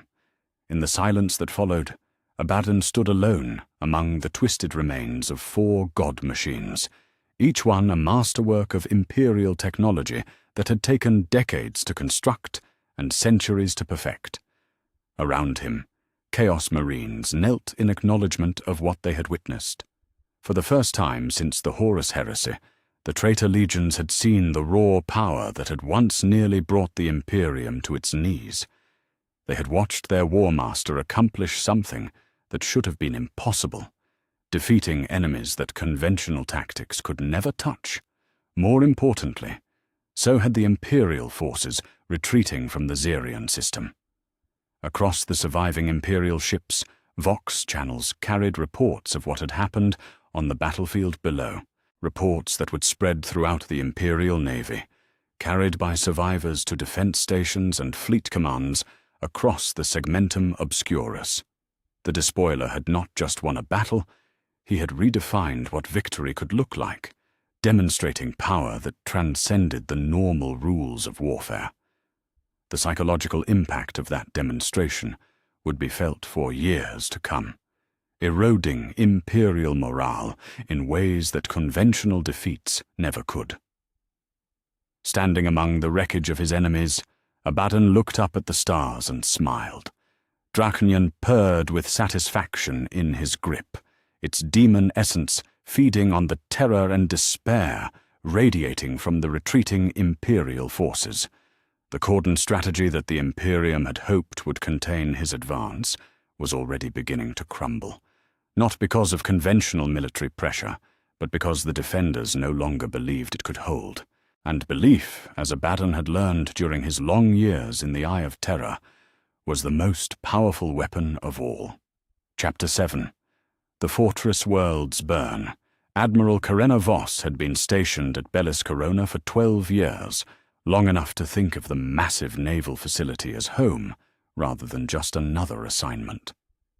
She knew every corridor of the orbital shipyards, every quirk of the ancient defense platforms that guarded the system's Mandeville points, every ritual and tradition that bound together the 50,000 souls who kept the Imperium's largest naval base in the Segmentum Obscurus running. She had never imagined she would be the one to order its destruction. Admiral, the evacuation transports are requesting permission to begin final departure, reported her flag captain, Commander Harrick. His voice carried the strain of a man who had been working without rest for 72 hours straight, coordinating the largest military evacuation in the sector's recorded history. Through the armored viewport of her flagship, the battleship Dominus Eternal, Voss could see the frantic activity around the shipyards that had been her command for over a decade. Evacuation transports loaded with essential personnel and critical equipment streamed away from the facility in endless processions, while demolition teams worked to ensure that anything left behind would be useless to the advancing Chaos forces. It should have been enough. The plan had been carefully crafted by the Admiralty's finest strategic minds, a fighting withdrawal that preserved Imperial naval capacity while denying the enemy access to critical infrastructure. The fortress worlds of the Segmentum Obscurus were supposed to hold long enough for this evacuation to be completed in good order. But that had been before the reports from Zerion Gate, before word had spread throughout the Imperial Navy about Space Marine, chapter masters dying in single combat, and titans falling to sword strokes that cut through reality itself, before every naval officer in the sector had been forced to confront the possibility that conventional military doctrine was meaningless against an enemy who could ignore the fundamental laws of physics. Admiral, Commander Harrick prompted gently. Voss forced herself to focus on the tactical displays surrounding her command throne. The strategic situation was clear enough. Chaos forces were advancing on Bellis Corona from 3 different vectors, their fleet strength augmented by ships captured from defeated Imperial squadrons. Worse, intelligence reports suggested that Abaddon himself was leading the central assault force. After what had happened at Zerion Gate, no Imperial commander wanted to face the despoiler in direct combat. "Signal the evacuation fleet," she ordered. "All transports are to begin immediate departure. Maximum acceleration, staggered intervals." She paused, looking out at the shipyards that had been the pride of the Imperial Navy for 8 centuries. "And signal the demolition teams. Execute Order Omega." Commander Harrick's face went pale. Order Omega was the final contingency, reserved for situations where Imperial facilities faced imminent capture by forces that could not be allowed to gain access to Imperial military technology. It meant the complete destruction of everything that could not be evacuated: shipyards, defense platforms, supply depots, even the space stations that housed civilian populations. Sir, there are still 17,000 personnel unaccounted for in the outer shipyards, he said, mostly civilian contractors and maintenance crews. If we execute Order Omega now, if we don't execute it now, those 17,000 people will wish they had died quickly. Voss cut him off. I've read the reports from the conquered worlds. What chaos does to captured populations is worse than death. She stood, her admiral's uniform heavy with medals earned in 3 decades of faithful service. Signal all Imperial ships. We begin the withdrawal in 1 hour. Anyone not aboard a transport by then will have to find their own way out. As the evacuation fleet began its departure, the first Chaos vessels appeared at the edge of the sensor grid. They came not in the organized formations that Imperial doctrine taught, but in loose swarms that seemed to shift and flow like living creatures. Some of the ships registered on Auspex as conventional cruisers and battleships, recognizable Imperial designs that had been corrupted by centuries of warp exposure. Others defied easy classification, their energy signatures suggesting technologies that violated basic principles of engineering. Leading them all was the vengeful spirit, Abaddon's flagship radiating malevolence that could be felt even across the vast distances of interplanetary space. Sir, we're receiving a transmission from the enemy fleet, the communications officer reported. It's directed at you personally. Voss had been expecting this. Intelligence briefings had mentioned Abaddon's tendency to offer single combat to Imperial commanders, a tradition that stretched back to the days of the Great Crusade. She had already decided how she would respond. Put him through, she ordered.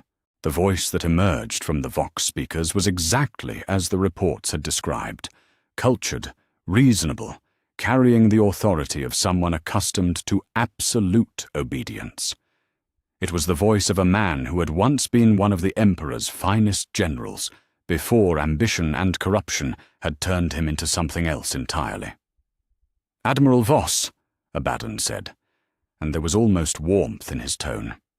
I understand you are withdrawing from Bellis Corona, a sensible decision given the circumstances. But perhaps we might arrange matters to minimize the bloodshed on both sides. I'm listening, Voss replied, though she already knew where this conversation would lead. Your evacuation fleet is impressive, but it will take hours to clear the system. My forces could easily intercept and destroy the majority of your transports before they reach the jump point. He paused, letting that threat sink in. However, I am prepared to allow them safe passage in exchange for single combat. You and I, aboard the wreckage of your command facility. Traditional terms. Voss looked around her bridge at the officers who had served under her command for years. Good people, loyal servants of the Imperium, who deserved to live long enough to fight another day. She could see in their faces that they understood what Abaddon was offering, her life for theirs. Admiral, you can't seriously be considering, Commander Harrick began. I can and I am, Voss said. Signal acceptance. Traditional terms, single combat aboard Defense Platform Alpha. She turned to her flag captain. You have command of the evacuation. Get our people out of here. An hour later, Admiral Karenna Voss stood in the ruins of Defense Platform Alpha and watched the War Master of Chaos approach through the twisted wreckage of what had once been the most heavily fortified position in the Bellis Corona system. She had chosen this location deliberately, not because it offered any tactical advantage, but because it had been her first posting as a young lieutenant 40 years ago. If she was going to die, she wanted it to be in a place that had meaning. Abaddon moved through the debris with the confident stride of someone who had never doubted the outcome of this encounter. He carried Drachnian unsheathed in his hands, the demon sword's blade seeming to drink in the light from nearby stars. Even at a distance, Voss could feel the weapon's malevolent hunger, its eagerness for another soul to consume. "You know how this ends," he said when he reached speaking distance. "Why choose to die for a cause that is already lost?" "Because someone has to," Voss replied, drawing her naval cutlass and power pistol. The weapons felt inadequate in her hands, toys compared to the reality-rending blade that her enemy carried. "Because if we don't fight, even when we know we'll lose, then we're already dead in every way that matters." Abaddon smiled, and there was something almost sad in his expression. "You sound like the officers I used to serve with, before I learned better. They believed in duty and honor and the righteousness of their cause." He raised Drachnian, and the demon sword hummed with anticipation. "I buried most of them myself." The fight was over in seconds. Voss was skilled with a blade and experienced in void combat, but she was fighting a demigod who wielded a weapon that could cut through the fundamental structure of reality. Her power pistol's shots were absorbed by Drachnian's blade, pulled into dimensional folds that led nowhere. Her cutlass shattered when it touched the demon sword, its blessed steel proving no more resilient than glass. When Drachnian finally found her heart, Admiral Karenna Voss died as she had lived, in service to the Imperium, buying time for others with the only currency she had left. But even as her body fell to the deck of the ruined platform, her sacrifice was already proving its worth. Across the Bellis Corona system, Imperial evacuation transports made the jump to warp, carrying with them the essential personnel and critical equipment that would allow the Imperial Navy to continue fighting. The shipyards were lost, the defense platforms destroyed, but the human resources that made them valuable survived to serve another day. Abaddon watched the last Imperial ships disappear into the warp, then turned his attention to the wreckage of Bellis Corona's military infrastructure. The shipyards were magnificent, even in ruin, their construction docks capable of building the largest classes of Imperial warships. The defense platforms, though damaged, contained technology that could be repurposed for chaos use. Most importantly, the system's strategic location made it an ideal staging ground for further expansion into the heart of the Segmentum Obscurus. "Begin the restoration," he ordered through his Vox link. "I want this facility operational within 6 months." The work began immediately. Chaos Marines supervised gangs of enslaved Imperial prisoners as they cleared debris and began the complex process of repairing damaged infrastructure. But this was not mere restoration. It was transformation. As the shipyards were rebuilt, they were changed, their clean Imperial lines replaced by architecture that would not have looked out of place in the eye of terror. Dark Mechanicus tech adepts, their flesh a fusion of metal and demon stuff, began the delicate process of corrupting the facility's machine spirits. Ancient rituals were performed in the deepest levels of the shipyards, where the reactor cores that powered the facility were housed. Blood was spilled on blessed gears, and prayers to the dark gods were inscribed in high Gothic script across the walls of sacred fabrication chambers. The transformation was not without its costs. Several work gangs died horribly when they accidentally triggered warp-tainted security systems. Tech adepts attempting to commune with corrupted machine spirits found their consciousness pulled into demon-infested data streams from which they never returned. But slowly, methodically, the shipyards of Bellis Corona were reborn as something darker and more terrible than they had ever been under Imperial control. Within weeks, the first Chaos vessels began emerging from the corrupted construction bays. They were recognizably descended from Imperial designs, but changed in fundamental ways that made them more efficient at spreading terror and destruction.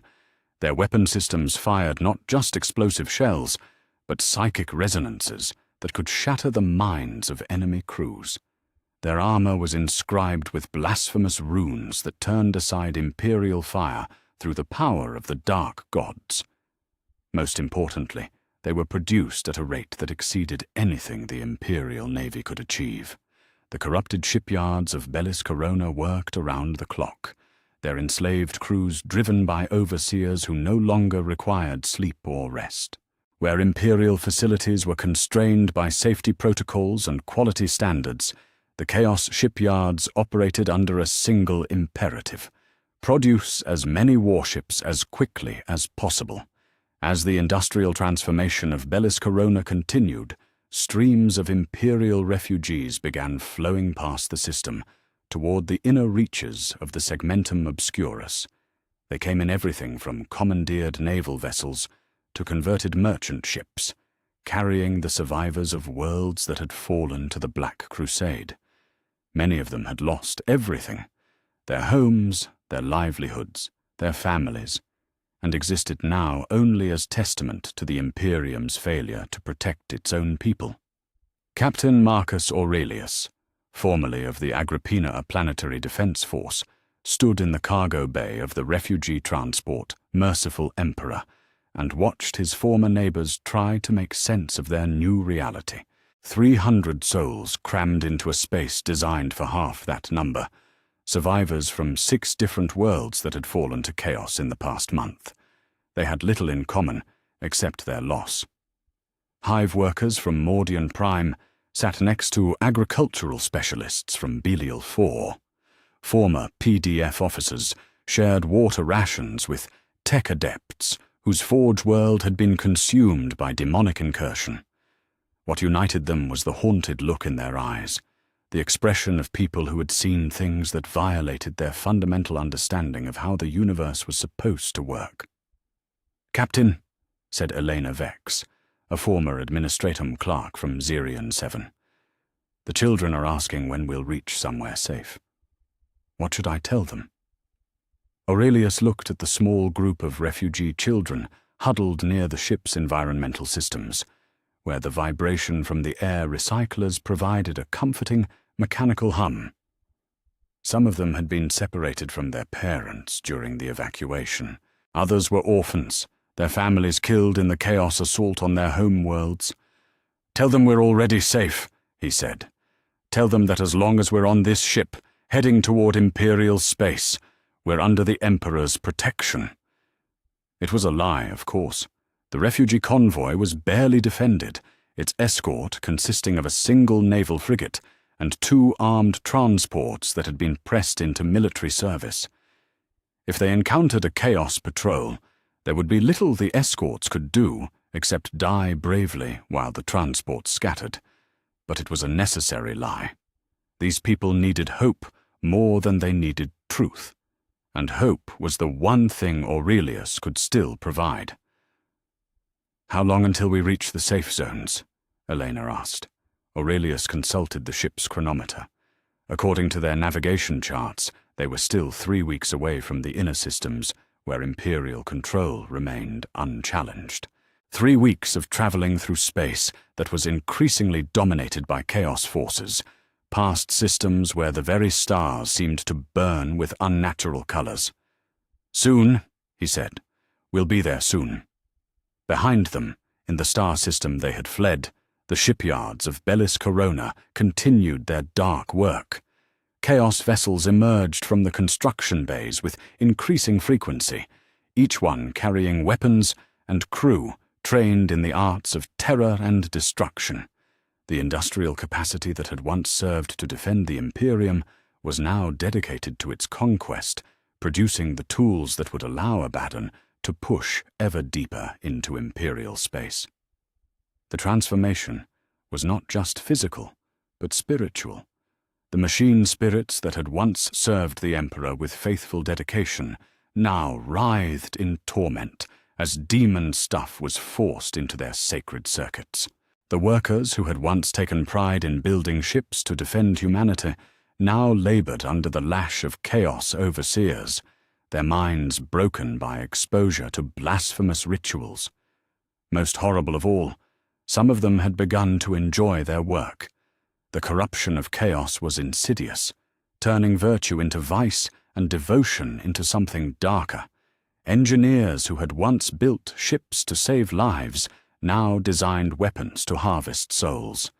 Tech priests who had worshipped the Omnissiah now offered prayers to the dark Mechanicus, their flesh twisted into new configurations that better served their terrible masters. As the months passed, Bellis Corona became the beating heart of the Black Crusade's industrial expansion. Ships built in its corrupted yards carried the war to new systems, while the terrible example of its transformation spread fear throughout the remaining imperial territories. The message was clear. This was not a temporary chaos incursion that would eventually be repelled. This was conquest, followed by permanent occupation and transformation. The Imperium was not just losing territory. It was losing the very foundation of its industrial and military capacity, watching as its own infrastructure was turned against it by an enemy that understood the true value of long-term strategic thinking. And in the deepest levels of the transformed shipyards, things that had once been human began planning the construction of vessels that would make the Black Crusade's current fleet look like a scouting force. Ships capable of carrying entire demon legions across the galaxy, weapons that could crack planets like eggs, technologies that would make the horrors of the current war seem like a pleasant memory. The fortress worlds were burning, but from their ashes, something far worse was being born. Chapter 8. Brothers in Darkness. Lord General Marcus Thorne had not slept properly in 6 weeks. Every time he closed his eyes, he saw the strategic displays showing the inexorable advance of chaos forces deeper into imperial space, watched red icons spread across star charts like an infection consuming healthy tissue. The cordon strategy had failed. The fortress worlds had fallen. The industrial capacity of half the segmentum obscurus now served the enemy. Standing in the command center of the fortress world Mordax Prime, he studied intelligence reports that painted a picture of inevitable defeat. 3 more systems had fallen in the past week alone, their populations either slaughtered or enslaved. The refugee streams flowing past his world carried stories that grew more horrific with each passing day. And through it all, Abaddon's Black Crusade continued its advance with the patient inevitability of a natural disaster. "Sir, we have a visitor," his aide reported. "Lord Commander Maximus of the Crimson Fists. He's requesting an immediate private audience." Thorne looked up from the strategic displays, surprised. The Crimson Fists had been deployed to the Bellicani system for the past month, holding the line against Chaos probing attacks. For their commander to leave his post and travel to Mordax Prime suggested either a catastrophic defeat or something equally urgent. Lord Commander Maximus entered the command center 20 minutes later, his power armor bearing the scars of recent combat, and his expression grim with the weight of terrible knowledge.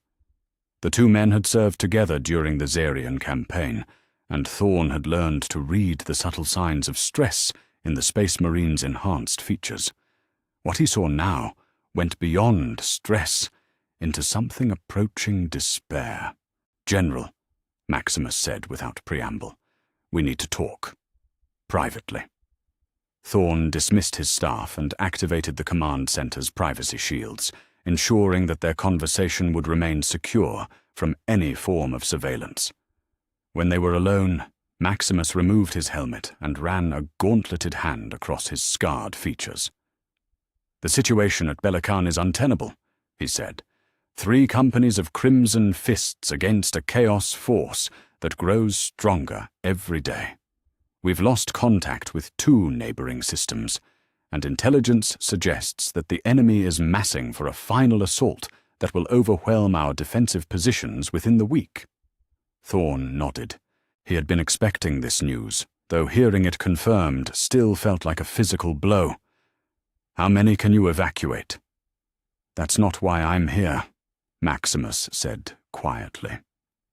"General, I've been contacted by representatives of a minor chaos warlord named Kargeth the Reaver. He claims to be an enemy of Abaddon, driven from his own territory by the Black Crusade's expansion. He's offering a temporary alliance against our common enemy." The silence that followed was deafening. Thorn stared at the Space Marine, trying to process what he had just heard. Alliance with Chaos forces was beyond heretical. It was unthinkable, a violation of everything the Imperium stood for. The very suggestion should have resulted in immediate execution for treason. But they were no longer living in normal times. "What are the terms?" Thorn heard himself ask, though part of his mind recoiled from even considering such a possibility. "Kargeth controls a fleet of 17 ships and approximately 3,000 Chaos Marines," Maximus replied, his voice carrying the tone of a man reporting on distasteful but necessary intelligence. He claims they're mostly former word-bearers who refuse to swear allegiance to Abaddon. In exchange for safe passage through our territory and access to certain captured Imperial supply depots, he's offering to harass Abaddon's supply lines and create diversionary attacks. "And you're considering this?" Thorn asked, though he already knew the answer from the Space Marine's expression. "I'm considering survival," Maximus said. 3 companies of loyalist Space Marines cannot hold Bellicane against the force that's coming.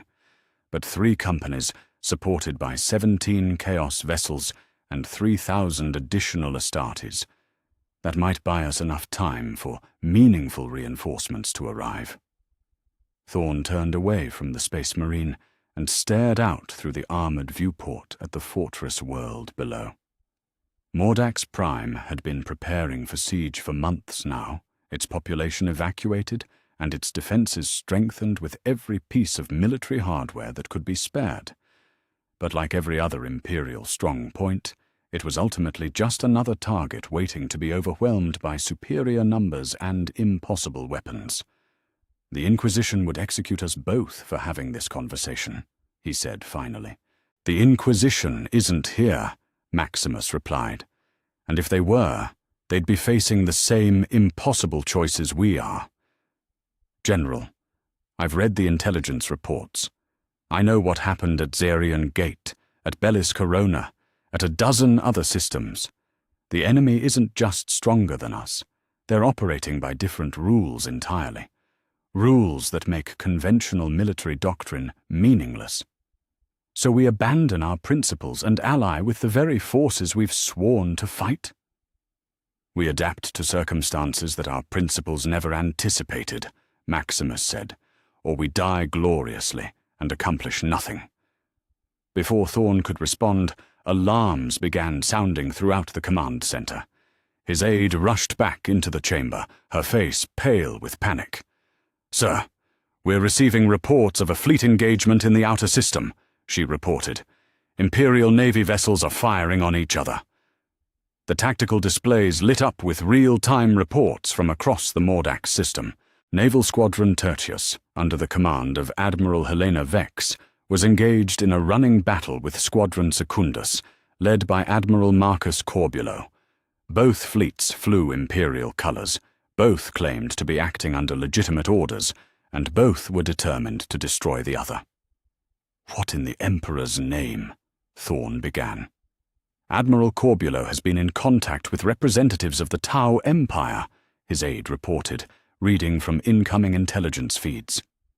"He's apparently negotiating some kind of mutual defense pact against the Chaos advance. Admiral Vex intercepted the communications and declared him a traitor to the Imperium. She's demanding his immediate surrender for trial by the Inquisition." Thorn felt something cold settle in his chest as he realized what he was witnessing. The pressures of the war, the impossible strategic situation, and the failure of conventional tactics were driving Imperial commanders to consider options that would have been unthinkable 6 months ago. Some, like Lord Commander Maximus, were exploring alliances with Chaos factions opposed to Abaddon. Others, like Admiral Corbulo, were reaching out to Xenos powers that might share their interest in stopping the Black Crusade, and the result was civil war within the Imperial forces themselves. "Sir, Admiral Vex is requesting permission to pursue Squadron Secundus into the Belicani system, his aide continued. She claims that Admiral Corbulo is fleeing toward a prearranged meeting point with Tau negotiators. Denied, Thorn said immediately. Signal both fleets. They are to cease hostilities immediately and return to Mordax Prime for adjudication. He paused, realizing how hollow his words sounded. And someone find me an Inquisitor. This is getting out of hand. But even as he gave the orders, Thorn knew it was too late. The fractures in Imperial unity had progressed beyond the point where traditional authority structures could contain them. When Imperial admirals were shooting at each other over questions of alliance with Xenos powers, when Space Marine commanders were considering pacts with Chaos warlords, the Imperium had crossed a line from which there might be no return. 3 days later, Inquisitor Cassandra Vex arrived at Mordax Prime with a strike force of Deathwatch Space Marines and authorization to investigate reports of treasonous conduct among the sector's military leadership. She had been pursuing similar investigations across the Segmentum Obscurus for weeks, following a trail of desperate commanders who had begun to consider alliances that violated the most fundamental principles of Imperial doctrine. Her findings painted a picture of an empire in moral collapse. On Xerion 7, a planetary defense force colonel had been negotiating with Dark Eldar raiders, offering them access to refugee populations in exchange for strikes against Chaos supply convoys. On Belial 4, an Imperial Guard general had actually signed a formal treaty with a minor Orc warlord, providing the Greenskins with weapons and ammunition in return for attacks on Chaos forward positions. Most disturbing of all, several Space Marine chapters had begun what they called pragmatic cooperation with renegade Astartes warbands that claimed independence from the major Chaos powers. The justification was always the same. Faced with an enemy that operated by different rules, the Imperium needed allies who understood those rules, regardless of their moral standing. Lord General Thorn, Inquisitor Vex said as she entered his command center, her power armor bearing the inquisitorial rosette that gave her authority over every Imperial citizen in the sector. I'm here to discuss certain allegations that have come to my attention. Thorn had been expecting this visit ever since Lord Commander Maximus had departed for Belicani 3 days ago. The Space Marine had ultimately decided against the alliance with Chaos forces, but not before word of the negotiations had reached other ears. In the current climate of suspicion and paranoia, even discussing such possibilities was enough to attract inquisitorial attention. "Inquisitor," he said, standing to greet her. "I assume this is about the Crimson Fist situation?" "Among other things," Vex replied. "I'm more concerned about the broader pattern of Imperial commanders exploring alliances with Xenos and Chaos forces. Such discussions represent a fundamental breakdown of Imperial discipline that cannot be tolerated. With respect, Inquisitor, the breakdown of Imperial discipline is the least of our problems," Thorn said. "Half the Segmentum Obscurus is under enemy control. Our industrial capacity has been compromised. Our fortress worlds have fallen. Perhaps it's time to consider options that would have been unthinkable under normal circumstances." The temperature in the command center seemed to drop several degrees. Inquisitor Vex regarded him with the expression of someone evaluating a potential heretic, her hand resting casually on the pommel of her power sword. "Are you suggesting that the Imperium should compromise its principles in the name of expediency?" she asked. "I'm suggesting that dead principles don't protect living people," Thorn replied. "If the choice is between moral purity and the survival of billions of Imperial citizens, perhaps we need to consider which is actually serving the Emperor's will." "The Emperor's will is clear," Vex said. "Mankind stands alone against the darkness. We make no treaties with aliens. We offer no quarter to traitors. We compromise with no force that opposes the imperial truth. She drew her power sword, the blade humming to life in the command center's recycled air. Those who forget these principles have forgotten what it means to serve the Imperium. The standoff that followed might have ended in bloodshed, if not for the arrival of urgent astropathic communications from across the sector. Admiral Corbulo's attempted alliance with the Tau Empire had ended in disaster when the Xenos had betrayed the meeting to Chaos forces, resulting in the destruction of Squadron Secundus and the capture of several thousand Imperial Navy personnel. On Belacan, Lord Commander Maximus had been killed in action when his refusal to accept Chaos aid had left his forces too weak to resist Abaddon's assault. Most disturbing of all, preliminary intelligence suggested that some of the renegade Astartes warbands that other Imperial commanders had been negotiating with were actually advance agents of the Black Crusade itself, sent to sow discord and division among the remaining loyalist forces. "Do you see now?" Inquisitor Vex asked, as they absorbed the reports of failure and betrayal. "This is what happens when we abandon our principles.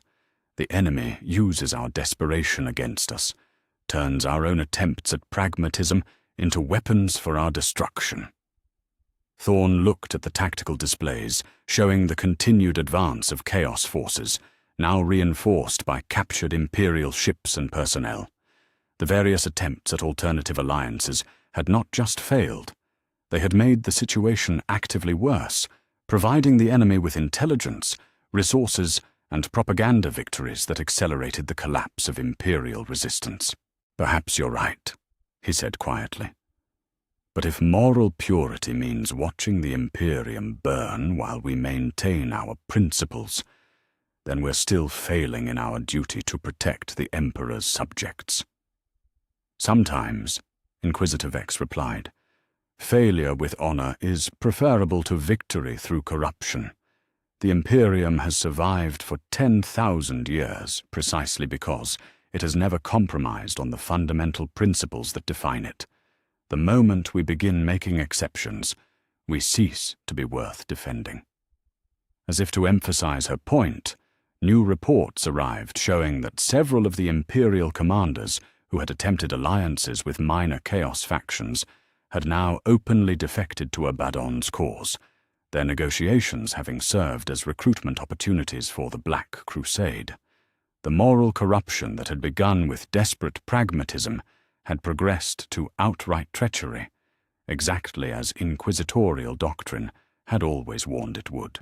By the end of the week, Inquisitor Vex had arrested 17 Imperial officers for treasonous negotiations with hostile powers. 3 were executed immediately, their cases deemed too clear-cut for extended trial. The others were imprisoned, pending formal hearings that would likely reach the same conclusion. But even as the Inquisition worked to restore discipline among the remaining Imperial forces, the damage had been done. Trust between different Imperial factions had been shattered. Resources had been wasted on failed alliance attempts. Most importantly, the enemy had gained valuable intelligence about Imperial desperation and the fractures in their command structure. Standing in the ruins of what had once been a unified Imperial response to the Black Crusade, Thorn realized that they had played directly into Abaddon's hands. The War Master of Chaos had not just defeated them militarily. He had forced them to defeat themselves, turning their own attempts at adaptation into weapons for their destruction. The Imperium still flew over Mordax Prime and the other remaining loyalist worlds, but the unity and certainty that had once defined Imperial civilization were gone. In their place was suspicion, paranoia, and the bitter knowledge that when the final test had come, they had proven themselves capable of betraying everything they claimed to stand for. The darkness was not just advancing from outside the Imperium's borders, it was growing within the hearts of those who had sworn to defend the light. Chapter 9. The March on Segmentum Command. Segmentum Fortress, triumphant, had stood as the administrative heart of the Obscurus sector for 4,000 years. Built on the world of Sipramundi, it was more than just a military installation or government complex. It was a symbol of imperial permanence, a testament to humanity's ability to bring order to the chaos of the galaxy. Its spires reached toward the stars in defiant proclamation that the Emperor's light would shine here until the end of time. Lord Commander Solar Hadrian Vex stood at the apex of the fortress's command tower and watched that proclamation being tested as it had never been tested before. Across the system, the largest Chaos Armada ever assembled was converging on Sipramundi with the patient inexorability of a closing fist. The tactical displays surrounding his command throne painted a picture that no amount of optimism could make encouraging. 700 Chaos vessels, including the corrupted hulks of dozens of ships that had once served the Imperial Navy. At the center of it all, like a dark star around which the rest of the fleet orbited, came the vengeful spirit. Abaddon's flagship had grown during its months of conquest, its hull expanded with captured Imperial technology and twisted with demonic enhancement until it was less a ship than a mobile fortress dedicated to the destruction of everything the Imperium represented. "Final count from the astropathic choir," reported Captain Thorne, Vex's aide-de-camp. 643 confirmed enemy vessels, with an estimated troop strength of 8 million Chaos Marines and 30 million corrupted auxiliaries. Vex nodded without taking his eyes off the tactical displays. The numbers were overwhelming, but that wasn't what concerned him most. After months of watching Abaddon's forces advance through the Segmentum Obscurus, he had learned that conventional tactical analysis was meaningless when applied to an enemy who wielded weapons that could cut through reality itself. "What about our forces?" he asked. 17 Space Marine chapters have confirmed their commitment to the final defense, Thorne replied. The Dark Angels, Ultramarines, Imperial Fists, Iron Hands, and 13 others. Approximately 27,000 Astartes in total. He paused, consulting his data slate. Admiral Harlock's fleet elements add another 215 ships, though many are damaged from previous engagements. And we have approximately 4 million Imperial Guard troops from 60 different regiments. It should have been an impressive force.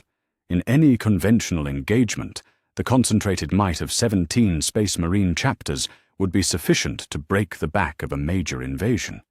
But Vex had read the reports from Xerion Gate, from Bellis Corona, from dozens of other systems where Imperial forces had been overwhelmed not by superior numbers, but by weapons and tactics that violated basic principles of reality. "Sir," Thorne said quietly, "the Fabricator General is requesting final authorization for Project Anathema." Vex closed his eyes and tried not to think about what that authorization would mean. Project Anathema was the Imperium's last resort, a collection of archaeotech weapons that had been sealed away since the Dark Age of technology. The tech priests claimed the weapons could destroy entire fleets, tear holes in space-time itself, or summon energies that existed outside normal physics. They also warned that using such devices carried risks that could not be calculated or contained. "And if we activate these weapons?" Vex asked. "The Fabricator General estimates a 70% probability of mission success," Thorne replied. "However, he also notes a 40% probability of uncontrolled collateral effects, including potential damage to the planetary ecosystem, disruption of local space-time, and—" He paused, reading directly from the technical report. Quote, "The possibility of phenomena that existing Imperial science cannot predict or control." End quote. Vex looked down at the fortress city sprawling below the command tower, where 20 billion Imperial citizens were preparing for a siege that most of them would not survive. They had faith in him, in the Space Marines, in the Imperium's ability to protect them from the darkness approaching from the void. That faith might be misplaced, but it was all they had. "Authorized," he said. "Signal the Fabricator General. Project Anathema is approved for immediate activation." 5 kilometers below the command tower, in the deepest vaults of the Segmentum fortress, ancient machines that had slumbered since the height of human civilization stirred to life. Tech adepts who had spent decades studying fragmentary texts and incomplete schematics began the delicate process of awakening weapons that predated the Imperium itself. Many of the rituals were more prayer than science, desperate attempts to commune with machine spirits, so old that their origins had been lost to history. Magos Dominus Kalos had devoted his entire existence to understanding these relics of humanity's golden age. Now, as he placed his mechadendrite interface into the primary activation matrix, he felt the weight of 10,000 years of accumulated knowledge flowing through his consciousness. The weapons were responding, their ancient systems recognizing the touch of human minds even after millennia of dormancy. But there was something else in the data streams, something that whispered warnings in languages that had been dead for longer than the Imperium had existed.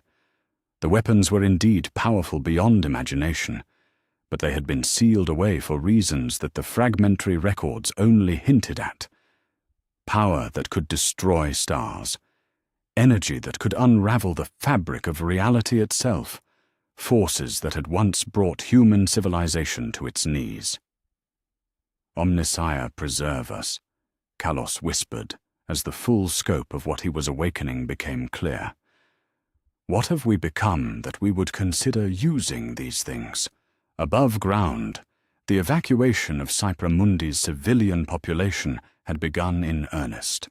What had started as an orderly withdrawal of non-essential personnel had devolved into something approaching panic as word spread through the population about the size of the approaching Chaos Fleet. Families that had lived on the fortress world for generations loaded their most precious possessions onto evacuation transports, knowing they would never see their homes again. Elena Vex, no relation to the Lord Commander, despite sharing his name, clutched her daughter's hand as they waited in one of the massive embarkation centers that had been hastily constructed throughout the fortress city. Around them, hundreds of thousands of other civilians pressed toward the loading ramps of transport ships that could carry only a fraction of the world's population to safety. "Mama, why can't we stay?" asked little Sarah, her 5-year-old mind struggling to understand why their comfortable life was being torn apart. "Why do we have to leave?"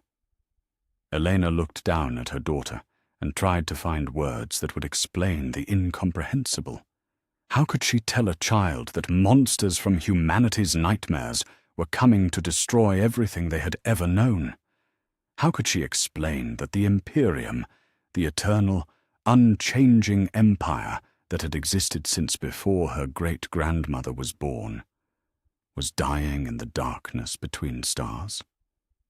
"Because sometimes," she said finally, "the best way to protect what we love is to take it somewhere safe while the brave people fight the monsters." "Will the Space Marines win?" Elena looked toward the fortress walls, where she could see armored figures in the colors of a dozen different chapters taking up defensive positions. Warriors who had never known defeat, who had stood against the worst the galaxy could offer and emerged victorious. If anyone could stop what was coming, it would be them. "I hope so, sweetheart," she whispered. "I hope so." But even as she spoke the words, Elena could see the fear in the eyes of the Imperial guards manning the evacuation centers. They had seen the intelligence reports, heard the stories from the refugee streams that had been flowing past Cypramundi for weeks. They knew what had happened to other fortress worlds, other last stands, other final defenses that had been overwhelmed by an enemy that fought by rules no Imperial tactician understood. In the chapter monastery of the Imperial Fists, Captain Darnath Lysander gathered his battle brothers for what might be their final blessing. The chapel was packed with yellow-armored warriors, each one a veteran of decades or centuries of warfare, each one understanding the magnitude of what they faced. "Brothers," Lysander said, his voice carrying easily through the vaulted chamber. "In 2 days, perhaps 3, the traitors will make planetfall. They will come not as the broken remnants of a failed rebellion, but as conquerors who have tasted victory after victory.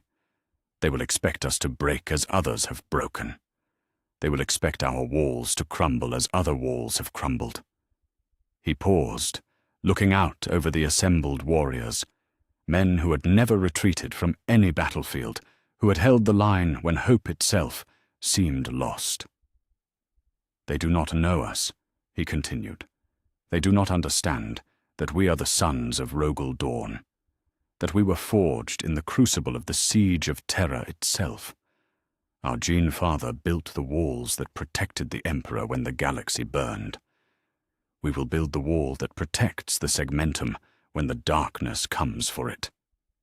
A low murmur of agreement ran through the chapel, but Lysander could see the weight of knowledge in his brothers' eyes. They had read the same reports he had, understood the same tactical realities. The enemy possessed weapons that conventional defenses could not stop, commanded by a general who had demonstrated power beyond mortal understanding. "But if we die here," Lysander said, "we die as Imperial fists.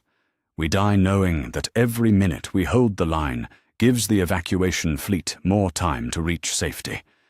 We die knowing that our sacrifice serves the Emperor's will, even if we cannot see the shape of that will from where we stand." Throughout the fortress city, similar scenes were playing out in the monasteries and command bunkers of 16 other Space Marine chapters. The Dark Angels prepared for battle with the grim intensity of warriors who carried secrets heavier than their weapons. The Ultramarines conducted final inspections of their equipment with the methodical precision that had made them the exemplars of their kind. The Iron Hands ran diagnostics on their augmetic systems, ensuring that even death would not prevent them from fighting to their final breath.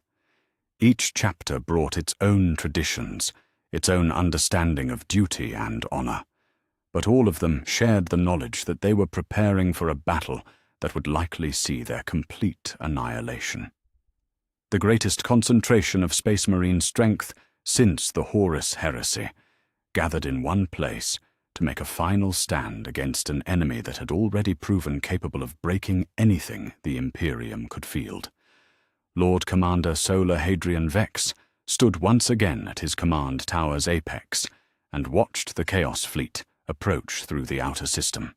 Long-range Auspex readings showed vessel signatures that defied easy classification, ships that appeared on sensors as solid masses but looked like holes in space through optical displays, energy readings that fluctuated in patterns that suggested the presence of entities that existed partially outside normal space-time.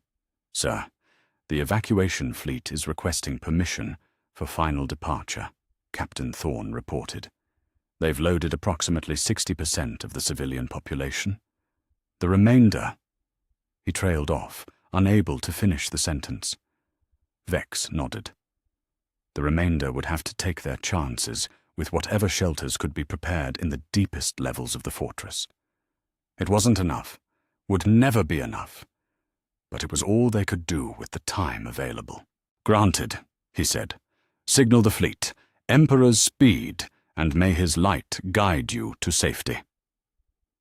As the massive evacuation convoy began its departure, racing toward the jump points that would carry them deeper into Imperial space, Vex activated the fortress's general communications array. Across Cypramundi, his voice carried to every Imperial citizen, every Space Marine, every soldier who would remain to face what was coming. "Citizens of the Imperium," he began, his words broadcast to 20 billion souls. "In the Emperor's name, we stand. Not because we expect victory, but because it is our duty to stand. Not because the odds favor us, but because someone must hold the line while others flee to safety. We stand because we are imperial, and the imperial way is to face the darkness with courage, even when that courage cannot save us. He paused, looking out over the fortress city, where civilians were entering emergency shelters and soldiers were taking up positions they might never leave. "Let the traitors come," he said. "Let them bring their corrupted fleets and their demon weapons. Let them bring powers that defy understanding and technologies that violate the natural order. We have something they have forgotten, the knowledge that some things are worth dying for." In the deepest vaults of the fortress, ancient weapons hummed with power that had once brought human civilization to its knees. In the evacuation fleet, 60% of the population raced toward uncertain safety among the stars. On the fortress walls, 17 Space Marine chapters prepared to make their final stand. And in the darkness beyond the outer system, Abaddon the Despoiler smiled as his fleet approached the last major Imperial stronghold in the Segmentum Obscurus. Soon, the fortress that had stood for 4,000 years would fall, and with it, the Imperium's presence in an entire sector of space would be broken. But as Drachnian whispered promises of victory into his mind, Abaddon found himself wondering if the fortress world's defenders understood something that he had forgotten. They faced certain death with a courage that bordered on madness, driven by faith in an emperor who had not spoken for 10,000 years. Perhaps they knew something about the nature of victory that mere conquest could not teach. Chapter 10. The Price of Victory. The silence that followed the fall of Segmentum Fortress Triumphant was almost as deafening as the battle that had preceded it. Abaddon the Despoiler stood in the ruins of what had once been the command tower's apex, where Lord Commander Solar Hadrian Vex had made his final stand, and surveyed the devastation that his victory had wrought. Cypra Mundi burned from pole to pole. The archaeotech weapons that the Imperium had activated in their desperation had indeed proven effective, vaporizing 3 Chaos battleships and creating gravitational anomalies that had torn holes in local space-time. But their use had also destabilized the planet's crust, triggered tectonic upheavals that sent shock waves around the globe, and created radiation zones where the very laws of physics operated differently than they should. The fortress city that had housed 20 billion souls was gone. In its place lay a crater 50 kilometers across, filled with a substance that might have been molten metal or might have been crystallized screaming. The outlying districts had fared little better, their populations either killed in the initial assault or transformed by exposure to warp energies that had leaked through reality's wounds during the siege. "War Master," said Lord Urkrathos of the Black Legion, his voice carrying an undertone that Abaddon had learned to recognize as suppressed doubt. "The preliminary casualty reports from our forces." Abaddon took the data slate without comment and scanned the numbers displayed on its screen. 2 million Chaos Marines dead or missing, 8 million corrupted auxiliaries destroyed, 47 capital ships lost, including 3 vessels that had served the Black Legion since the Horus Heresy. The victory had cost him nearly a third of his invasion force. But that wasn't what concerned him. Losses could be replaced, ships could be rebuilt, and new recruits could be found among the populations of conquered worlds. What concerned him was the way his own forces were looking at the devastation around them, the growing realization that conquest and governance were entirely different challenges. "What about the infrastructure?" he asked, though he suspected he already knew the answer. 90% of the planetary industrial capacity has been destroyed, Lord Urkrathos reported. The shipyards, the communication networks, the administrative centers, all gone. The archaeotech weapons the defenders used didn't just target our forces. They turned their own world into a wasteland, rather than let us take it intact. Around the ruins of the command tower, other Chaos Lords were conducting similar assessments with their own subordinates. Abaddon could hear fragments of their conversations, carried on the irradiated wind, and the tone of those discussions was not what he had expected. Instead of celebrating their greatest victory since the Horus Heresy, his followers were beginning to ask uncomfortable questions about what, exactly, they had won. "Lord Thegus," he called to the word-bearer champion who was examining the twisted wreckage of a defense turret. "Your assessment?" The scarred veteran approached with the measured gait of someone walking through a graveyard. "The fortress world is ours, War Master, but there's nothing left to rule. No population to govern, no industry to exploit, no infrastructure to support further expansion. We've conquered a corpse." Before Abaddon could respond, the sound of gunfire erupted from the ruins below. Not the disciplined volleys of organized military action, but the chaotic exchange of fire that marked internal conflicts between competing factions. Through the settling dust and smoke, he could see squads of iron warriors and word-bearers facing off over what appeared to be a cache of Imperial weapons that had survived the destruction. "What is the meaning of this?" Abaddon demanded, activating his Vox link to address the combatants directly. "The Iron Dogs are claiming exclusive salvage rights to Sector 7, came the response from Brother Captain Vex of the Word-Bearers. "They say their forces took more casualties in the assault, so they deserve first pick of the spoils. We disagree. The Word-Bearers did nothing but chant prayers while we bled for every meter of ground," replied Warsmith Honso of the Iron Warriors. "If they want a share of the salvage, they can pry it from our dead hands." The argument was being repeated throughout the ruins of the fortress city. Now that the common enemy was defeated, the various Chaos factions that had united under Abaddon's banner were reverting to their traditional rivalries. The Black Legion, Word-Bearers, Iron Warriors, Night Lords, and dozens of smaller warbands had all contributed to the victory, and all of them believed they deserved the largest share of whatever could be recovered from the devastation. The problem was that there was very little left to fight over. The Imperium's scorched earth strategy had been devastatingly effective, denying Chaos forces access to the very infrastructure they had fought to capture. The shipyards were slag, the communication networks were fried, the administrative databases that might have contained intelligence about Imperial operations throughout the sector had been purged with atomic fire.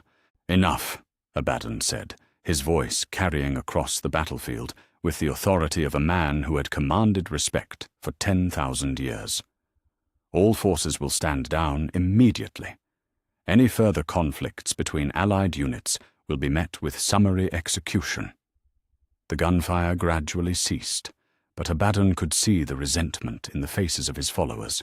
They had followed him across half the galaxy, endured months of grinding warfare, and sacrificed thousands of their battle brothers for the promise of victory. Now that victory had been achieved, they found themselves rulers of nothing but ash and radiation.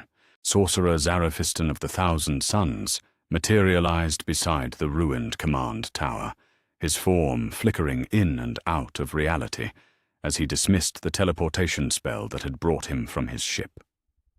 "War Master," he said, his voice carrying harmonics that suggested he was speaking from multiple dimensions simultaneously. "The situation is complex." "Explain," Abaddon ordered. "The fortress world's fall has indeed broken Imperial control of the Segmentum Obscurus," the sorcerer replied. "Our astropaths are detecting communication breakdowns across 17 sectors.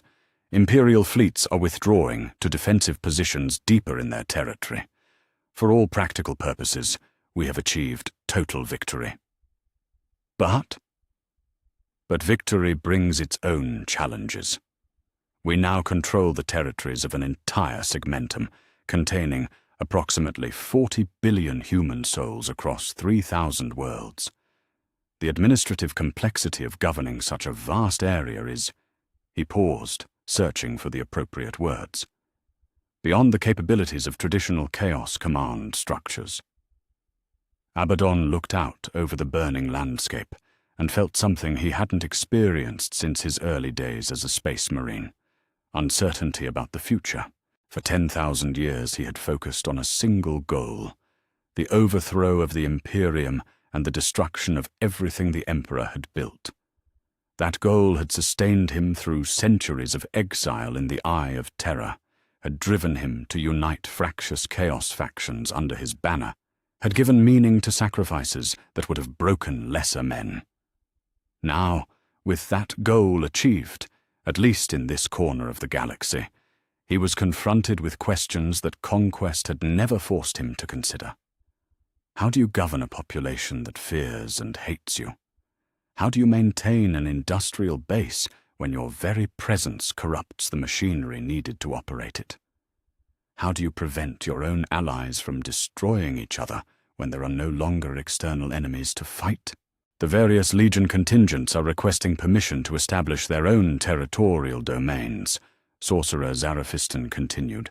The Iron Warriors want the Forge worlds, claiming their expertise with technology makes them most suitable for maintaining industrial production. The Word Bearers are demanding the Cathedral worlds, where they can establish temples to the Dark Gods. The Night Lords prefer the Hive worlds, where they can rule through terror and intimidation. And what happens when their territories border each other? Abaddon asked, though he already knew the answer. When the Iron Warriors need workers that the Word Bearers have claimed for sacrifice? When the Night Lord's terror campaigns interfere with industrial production that everyone depends on? Conflict, Zarafistan admitted, the same conflicts that have plagued Chaos factions since the end of the heresy. Unity in the face of a common enemy, but immediate fragmentation once that enemy is defeated. As if to emphasize the sorcerer's point, fresh reports began arriving from across the conquered territories. On Mordian Prime, competing Chaos warbands were fighting over control of the planetary governor's palace. On Agrippina 7, Word-bearer Dark Apostles were conducting mass sacrifices of populations that Iron Warrior Smiths needed for their labor gangs. On Belial 4, Night Lord terror squads were executing civilians faster than they could be processed through work details that other factions depended on. The victory that had taken months to achieve was being squandered in a matter of days by internal conflicts that made the conquest itself seem simple by comparison. There's another problem, Zarafistan added, his voice dropping to a tone that suggested he was reluctant to voice what came next. The populations we've conquered, they're difficult to manage. Abaddon frowned. Explain. Human populations under Imperial rule are accustomed to certain expectations: regular food distribution, basic medical care, infrastructure maintenance, civil order. The Imperium may have been oppressive, but it was also functional. It provided the basic services that prevent civilizations from collapsing into anarchy. And we don't. We don't, Zarafistan confirmed. Chaos rule is inherently disruptive. Our very presence corrupts the technologies and social structures that make large-scale civilization possible. The populations are beginning to starve. Infrastructure is breaking down faster than we can repair it, and plague outbreaks are spreading through the hive cities. Through the ruined streets below, Abaddon could see examples of what the sorcerer meant. Chaos Marines moved through the rubble in small groups, their enhanced physiology allowing them to survive in environments that were lethal to normal humans. But the few civilian survivors they encountered were visibly malnourished, their faces bearing the hollow look of people who had watched their entire world die around them. A group of children, no older than 10 standard years, picked through the wreckage of what had once been a food distribution center. Their clothes were tattered, their skin marked with radiation burns, and their eyes held the flat emptiness of people who had seen too much death to process any more grief. When they spotted the approaching Chaos Marines, they fled like startled animals, disappearing into the ruins with the desperate speed of prey, avoiding predators. "How long before complete social collapse?" Abaddon asked. "Preliminary estimates suggest 6 months before the larger hive cities become completely uninhabitable," Zarafistan replied. "Perhaps a year before the agricultural worlds stop producing food entirely. After that," he shrugged, a gesture that somehow managed to convey the dissolution of 40 billion lives. "The territories we've conquered will become as barren as the Eye of Terror itself." Abaddon closed his eyes and tried to reconcile what he was hearing with the vision that had driven him for 10 millennia. He had imagined himself as the architect of a new order, the founder of an empire that would surpass anything the Emperor had built. Instead, he found himself presiding over the slow-motion collapse of everything he had fought to capture. "War Master," Lord Urkrathos said quietly, "what are your orders?" It was a simple question, but one that carried the weight of decisions that would affect the fate of an entire segmentum. Abaddon could try to hold his fractious alliance together, spending his time mediating disputes between factions that would inevitably fight each other regardless of his wishes. He could attempt to establish the administrative structures needed to govern 40 billion souls, despite having no experience with civilian rule and no subordinates who cared about anything beyond personal power. Or he could accept that conquest and governance were different skills entirely, and that his talents lay in destruction rather than creation. Around him, the ruins of Segmentum Fortress Triumphant smouldered with fires that would burn for decades. Above him, the twisted sky showed the scars of archaeotech weapons that had torn holes in local space-time. Below him, the survivors of 20 billion souls struggled to find food and shelter in a world that had become fundamentally inhospitable to human life. For the first time since the fall of Horus, Abaddon the Despoiler began to understand the true price of victory. He had wanted to prove that he could succeed where his gene father had failed, that he could bring down the Imperium and establish something better in its place. Instead, he had learned that tearing down a civilization was far easier than building one, and that the skills required for conquest were entirely different from those needed for governance. The Segmentum Obscurus was his, but as he looked out over the devastation that his victory had wrought, Abaddon found himself wondering if that was actually something worth celebrating. He had set out to conquer the galaxy for chaos, but he was beginning to suspect that chaos, by its very nature, was incapable of ruling anything it conquered. The long war would continue, because that was all chaos knew how to do. But the dream of replacing the Imperium with something better?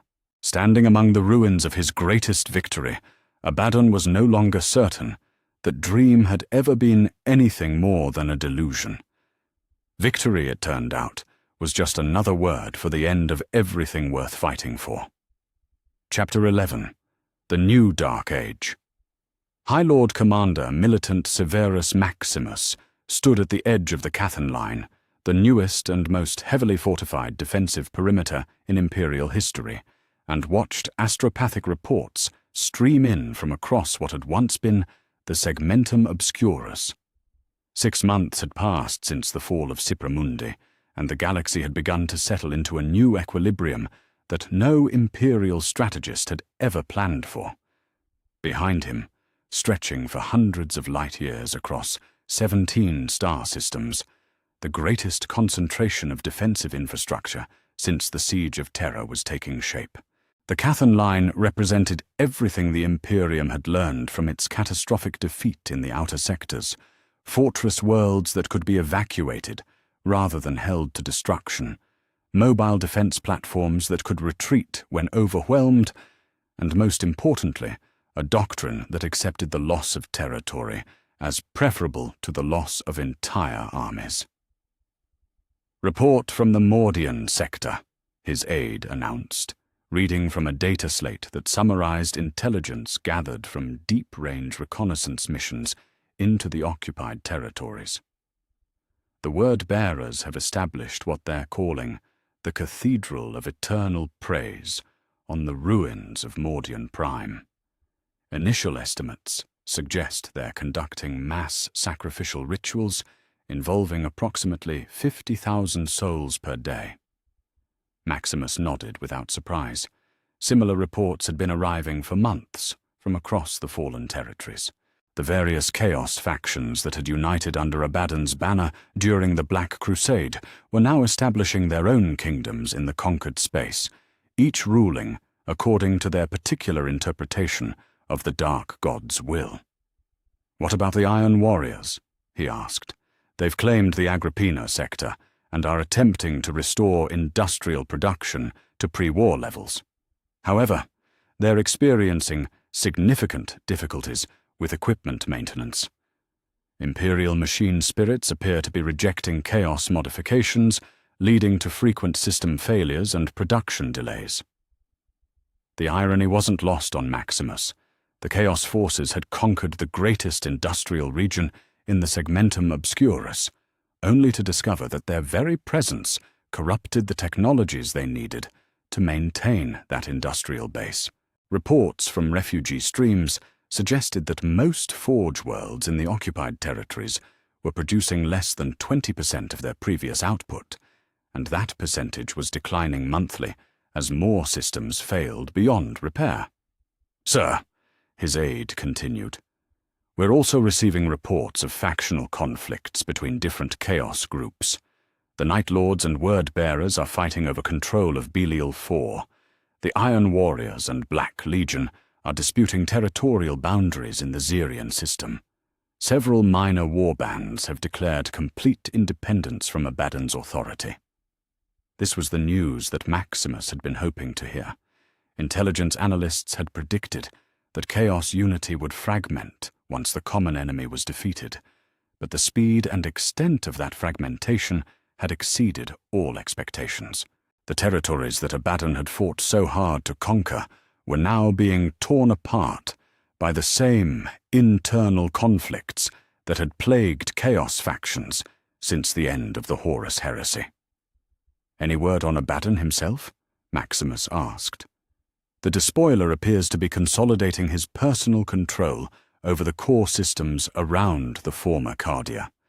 Intelligence suggests he's spending most of his time mediating disputes between his subordinates rather than planning further expansion. Some sources indicate that he's frustrated with the challenges of governing conquered territories." Maximus allowed himself a grim smile. The Imperium had learned something valuable from its defeat. Sometimes the best way to defeat an enemy was to let them win and then watch them destroy themselves, trying to hold what they had conquered. 3,000 light-years away, in what had once been the Agrippina sector, former Imperial Guard Sergeant Elena Marcus crouched in the ruins of a bombed-out hab block and watched Iron Warrior patrols move through the streets of what had been her hometown. 6 months of Chaos occupation had transformed the city from a thriving Imperial settlement into something that looked like it belonged in the Eye of Terror itself. The architecture had changed first. Where once clean Imperial lines had spoken of order and purpose, twisted spires now reached toward a sky that bled unnatural colors. The Iron Warriors had rebuilt the city according to their own aesthetic preferences, creating a fortress metropolis that served their military needs while completely ignoring the requirements of the human population that still lived there. That population was shrinking daily. The Iron Warriors had little interest in civilian welfare, viewing the surviving Imperial citizens as a labor resource to be exploited until exhaustion. Food distribution was irregular, medical care was non-existent, and anyone who showed signs of rebellion was publicly executed as an example to the others. But resistance was growing despite the risks. Elena was part of a network of former Imperial Guard and PDF veterans who had gone underground after the conquest, organizing sabotage operations and gathering intelligence that could be passed to Imperial forces beyond the occupied territories. It was dangerous work. The Iron Warriors had enhanced senses that made them difficult to avoid, and their retaliation against suspected resistance fighters was swift and brutal. "Contact from the Steel Foundry," whispered Marcus Aurelius, her second-in-command, and one of the few other survivors from her original regiment. "The workers there are ready to move. If we can disrupt power to Sector 7 tomorrow night, they can sabotage the production line for those new Chaos vehicles." Elena nodded. It would be a small victory, barely noticeable in the grand scheme of the war, but every disruption to Chaos industrial production was a blow struck for the Emperor. More importantly, successful resistance operations helped maintain morale among the civilian population, reminding them that the Imperium had not abandoned them, even if it could no longer protect them. "What about extraction for the workers afterward?" she asked. "The Iron Warriors will know exactly who was responsible. Tunnel network through the old sewer system. We've been mapping it for weeks. Should be able to get them out before the Chaos Marines realize what happened." It was the kind of desperate, improvised operation that would have been unthinkable during the formal warfare that had characterized the early stages of the Black Crusade. But 6 months of occupation had taught the resistance fighters that conventional military thinking was useless against an enemy who controlled all the major strategic positions. Instead, they had learned to fight like insurgents, quick strikes followed by immediate dispersal, sabotage operations designed to disrupt rather than destroy, intelligence gathering that helped Imperial forces plan their eventual counteroffensive. Because there would be a counteroffensive. Elena had to believe that, had to maintain faith that the Emperor's light would return to these darkened worlds. Without that faith, the resistance would crumble into despair, and the millions of Imperial citizens still alive in the occupied territories would have nothing left to hope for. In the depths of the Black Legion's flagship Vengeful Spirit, Abaddon the Despoiler sat alone in his command chamber and contemplated reports that painted a picture of victory slowly turning to ashes. 6 months of ruling the conquered territories had taught him lessons that 10,000 years of warfare had not prepared him for. The various Chaos factions under his nominal authority were proving impossible to control now that external enemies no longer united them against a common threat. The Word-Bearers had transformed their assigned worlds into demon-infested hellscapes where industrial production was impossible. The Night Lords ruled through terror campaigns that left their populations too traumatized to perform useful work. The Iron Warriors maintained some semblance of functionality in their territories, but even they were struggling with infrastructure that seemed to actively resist Chaos modifications. Worst of all, new Chaos warlords were emerging from the conquered territories, ambitious champions who claimed that Abaddon's methods were outdated and that they could rule more effectively on their own.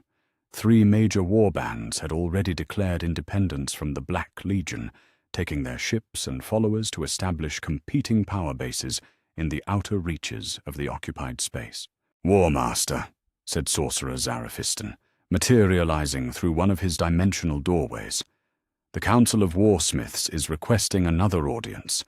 They claim that territorial disputes are affecting military readiness." Abaddon didn't look up from the strategic displays surrounding his throne.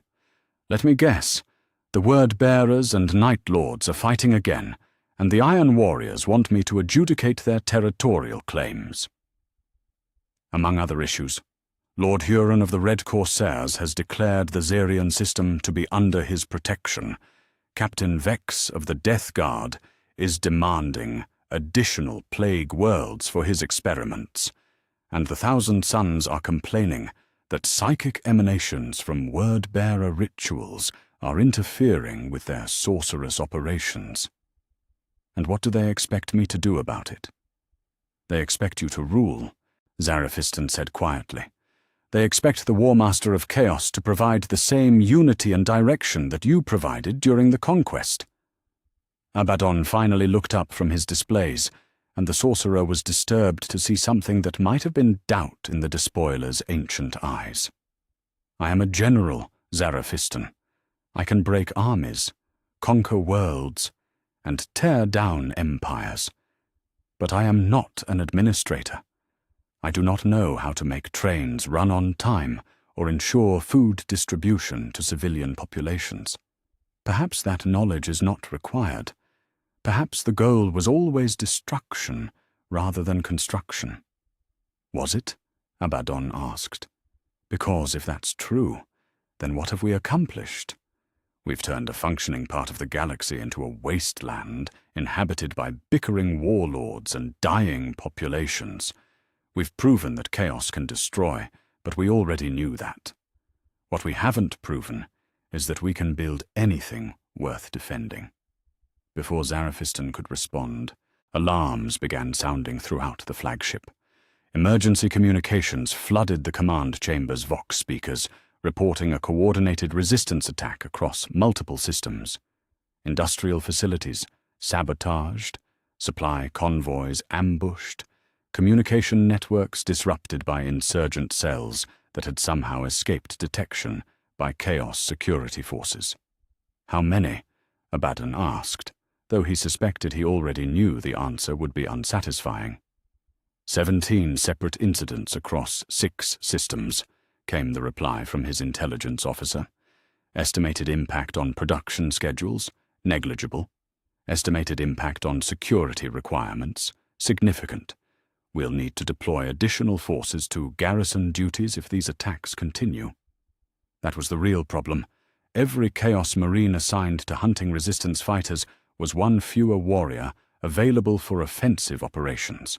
Every ship committed to patrolling occupied space was one fewer vessel that could be used to expand Chaos territory. The conquered territories were becoming a drain on resources rather than a source of strength.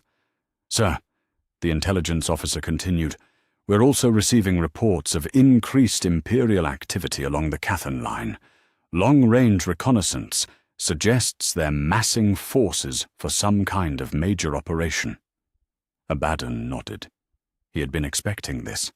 The Imperium had used the past 6 months to digest the lessons of their defeat, reorganize their forces, and prepare for a counter-offensive designed to exploit the divisions that were tearing apart the conquered territories. It was exactly what he would have done in their position. What are your orders, War Master? Zaraphiston asked. Abaddon studied the strategic displays one final time, then made a decision that would have profound implications for the future of his conquests. Signal all fleet commands. We're transitioning to a defensive posture. No new expansion operations until we've consolidated control over existing territories. It was an admission of failure, though he couldn't bring himself to say those words aloud. The Black Crusade that had begun with such promise, that had achieved victories beyond his greatest expectations, was now reduced to holding ground against an enemy that had learned from defeat while he struggled to learn from victory.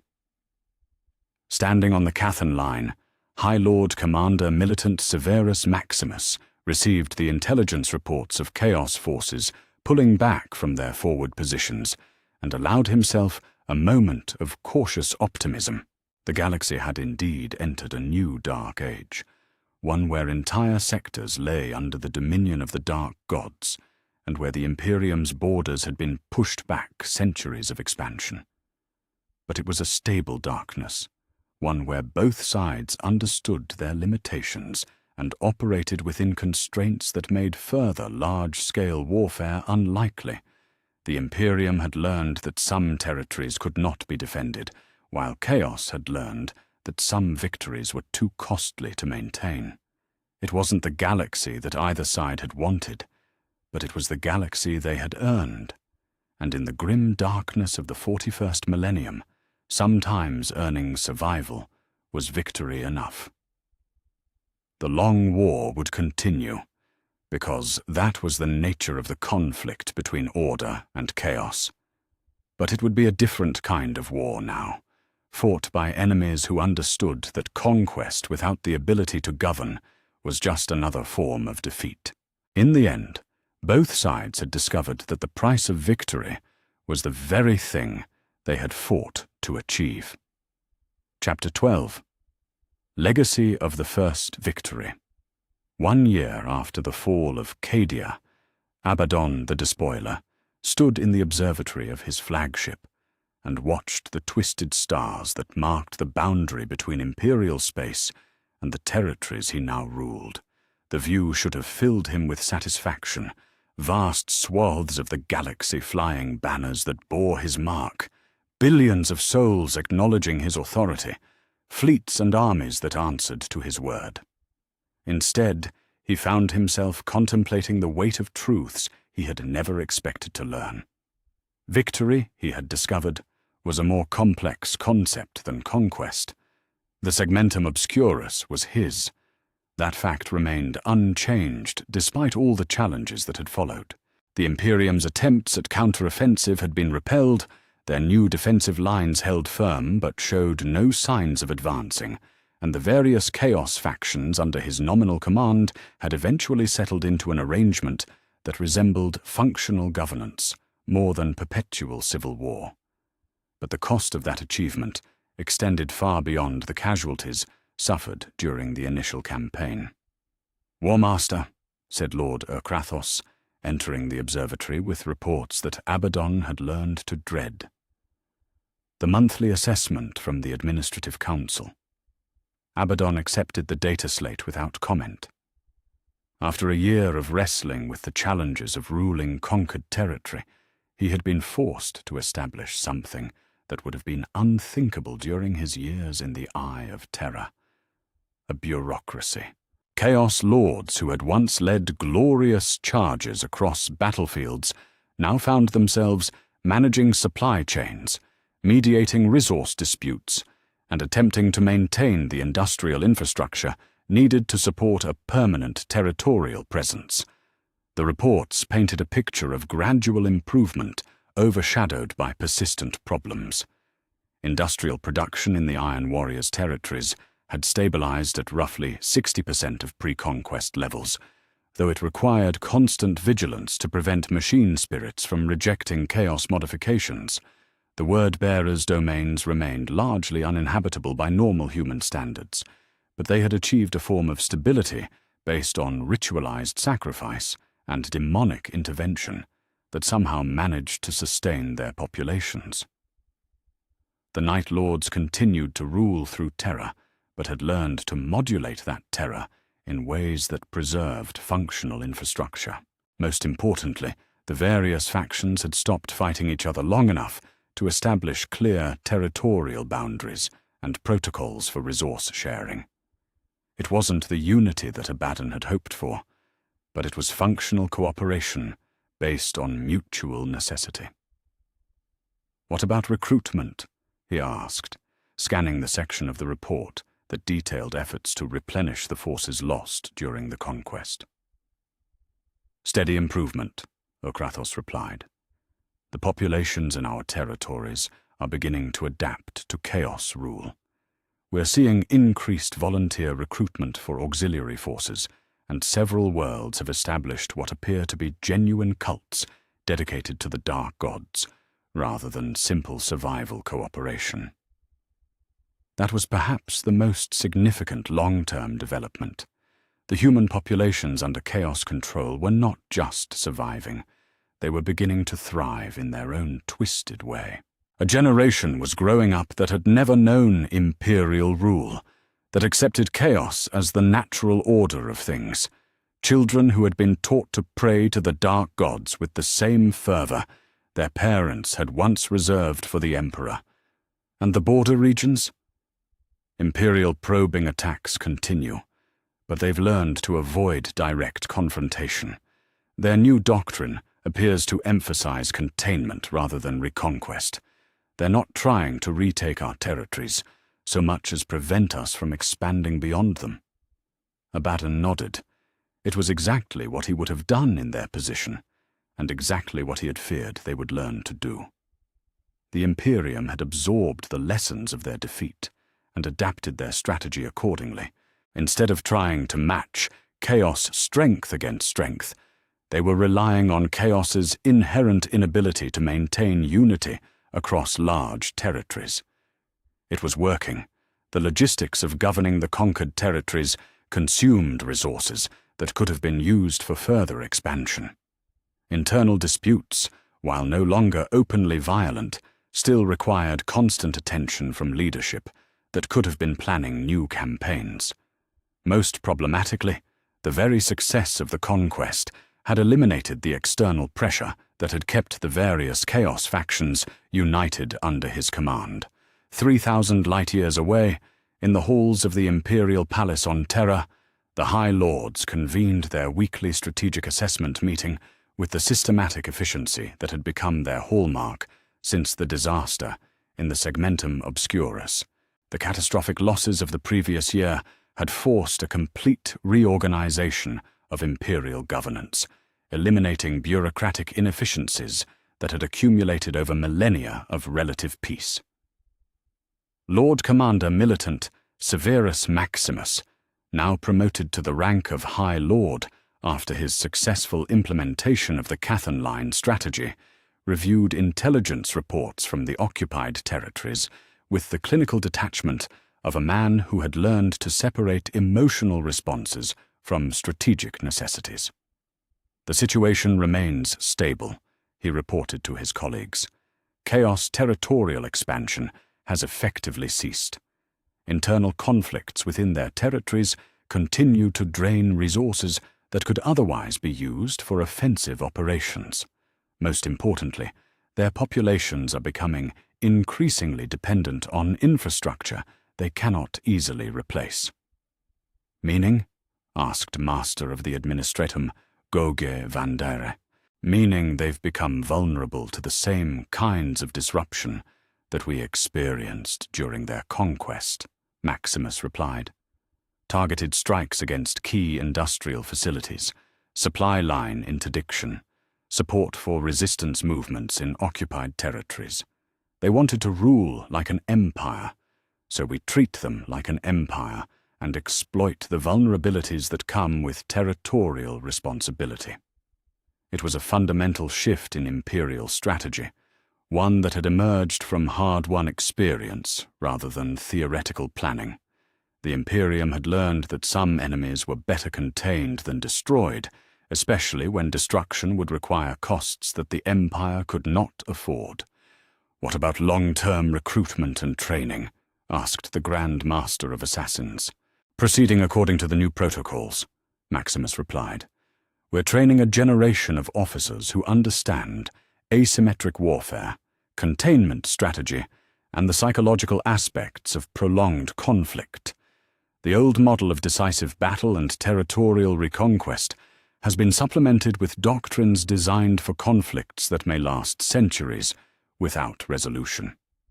That represented perhaps the most significant change in imperial thinking since the Horus Heresy.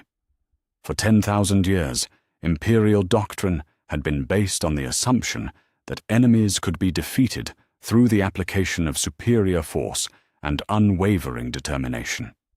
The Black Crusade had taught them that some enemies required different approaches, strategies that accepted stalemate as a form of victory. In the conquered territories, resistance fighter Elena Marcus had evolved from a desperate survivor into something approaching a professional insurgent.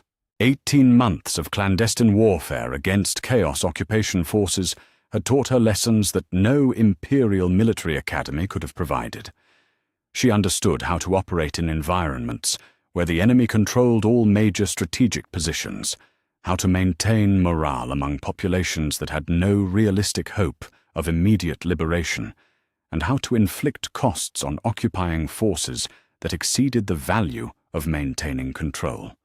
Her network had grown from a handful of former Imperial Guard to a sophisticated organization that operated across multiple systems. They had learned to exploit the same internal divisions within Chaos forces that the Imperium was targeting on a strategic level, playing different factions against each other while carefully avoiding actions that might unite them against a common threat. "Report from the Mordian cell," Marcus Aurelius said, reviewing encrypted communications from resistance groups across the occupied territories. "They've successfully disrupted word-bearer recruitment operations for the 3rd month running. The Dark Apostles are blaming Iron Warrior security forces for intelligence leaks." Elena smiled grimly. After 18 months of this work, she had learned that Chaos forces were just as susceptible to paranoia and internal accusations as anyone else, perhaps more so, given their natural inclination toward competition and betrayal. "What about supply interdiction? Night Lord supply convoys are avoiding the main transit routes. They've learned to expect ambushes, so they're using smaller, more dispersed shipments. It's reducing their efficiency, but it's also making our operations more dangerous." That was the fundamental nature of this new kind of warfare. Both sides adapted constantly, learning from each encounter and adjusting tactics accordingly.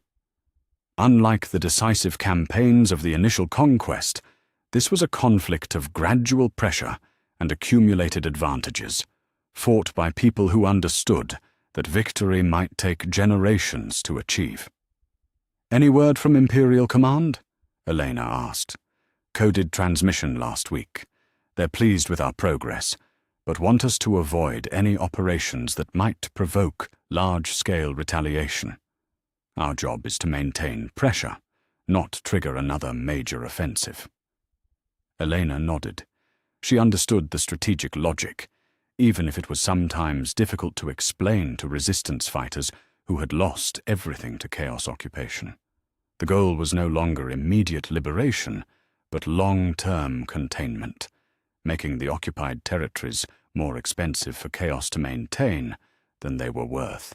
It required a kind of patience that went against every instinct she had developed as an Imperial Guard trooper, but it was the only strategy that offered realistic hope of eventual success. Standing once again in his flagship's observatory, Abaddon contemplated reports from across his territories and tried to evaluate what he had truly achieved. The segmentum obscurus was his, but ruling it required constant attention to details that had never concerned him during his years as a raider operating from the Eye of Terror. Industrial production, resource allocation, population management, territorial defense, the mundane realities of governance that had somehow escaped his consideration during the planning of the Black Crusade. He had set out to prove that he could succeed where Horus had failed, that he could bring down the Imperium and establish something better in its place.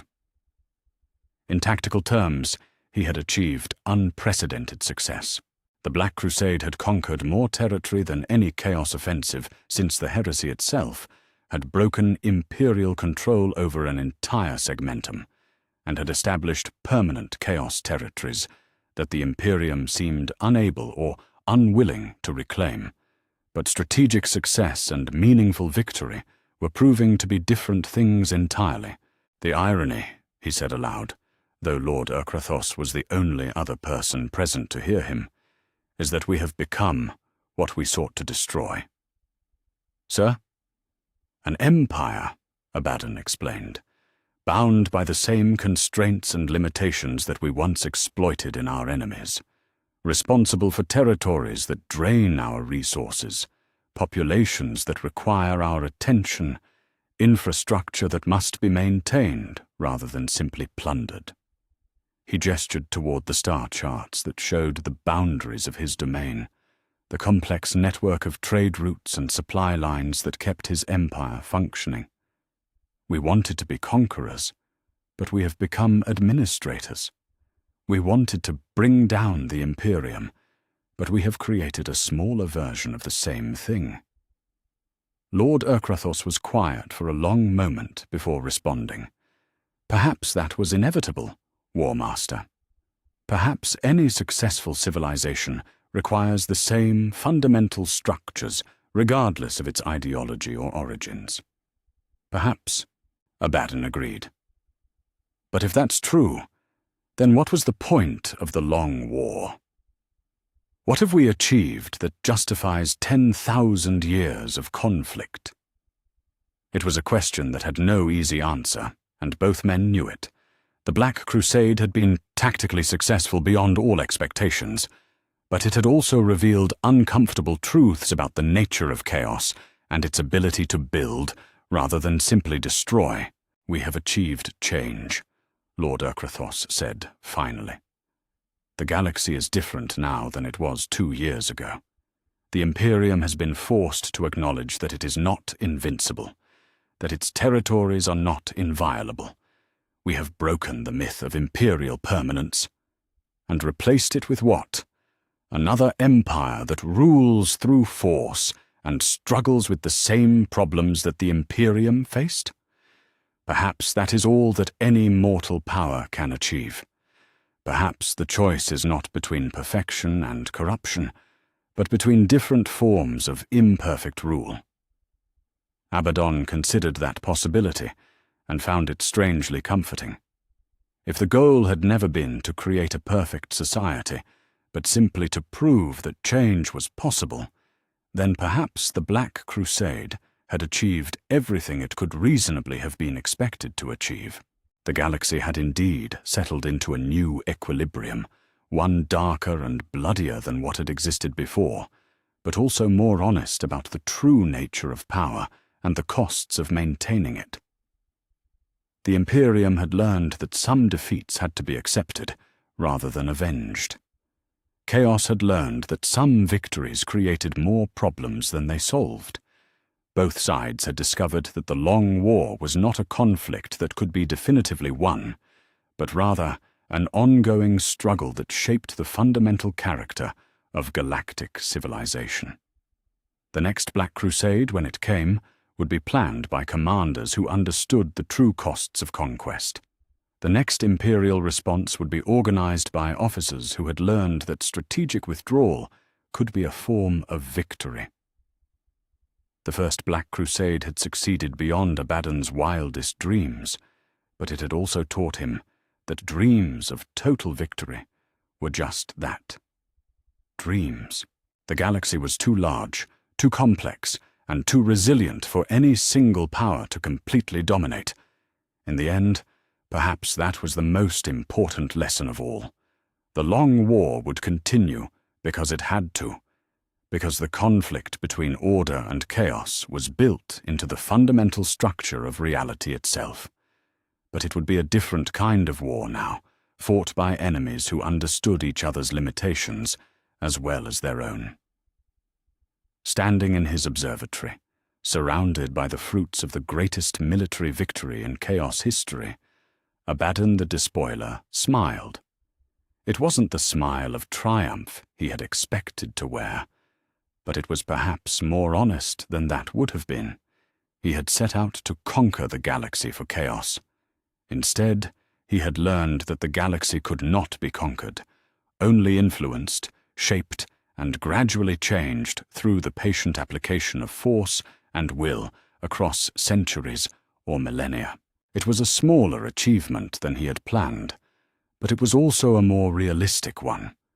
And in the grim darkness of the far future, realism was perhaps the greatest victory that anyone could hope to achieve.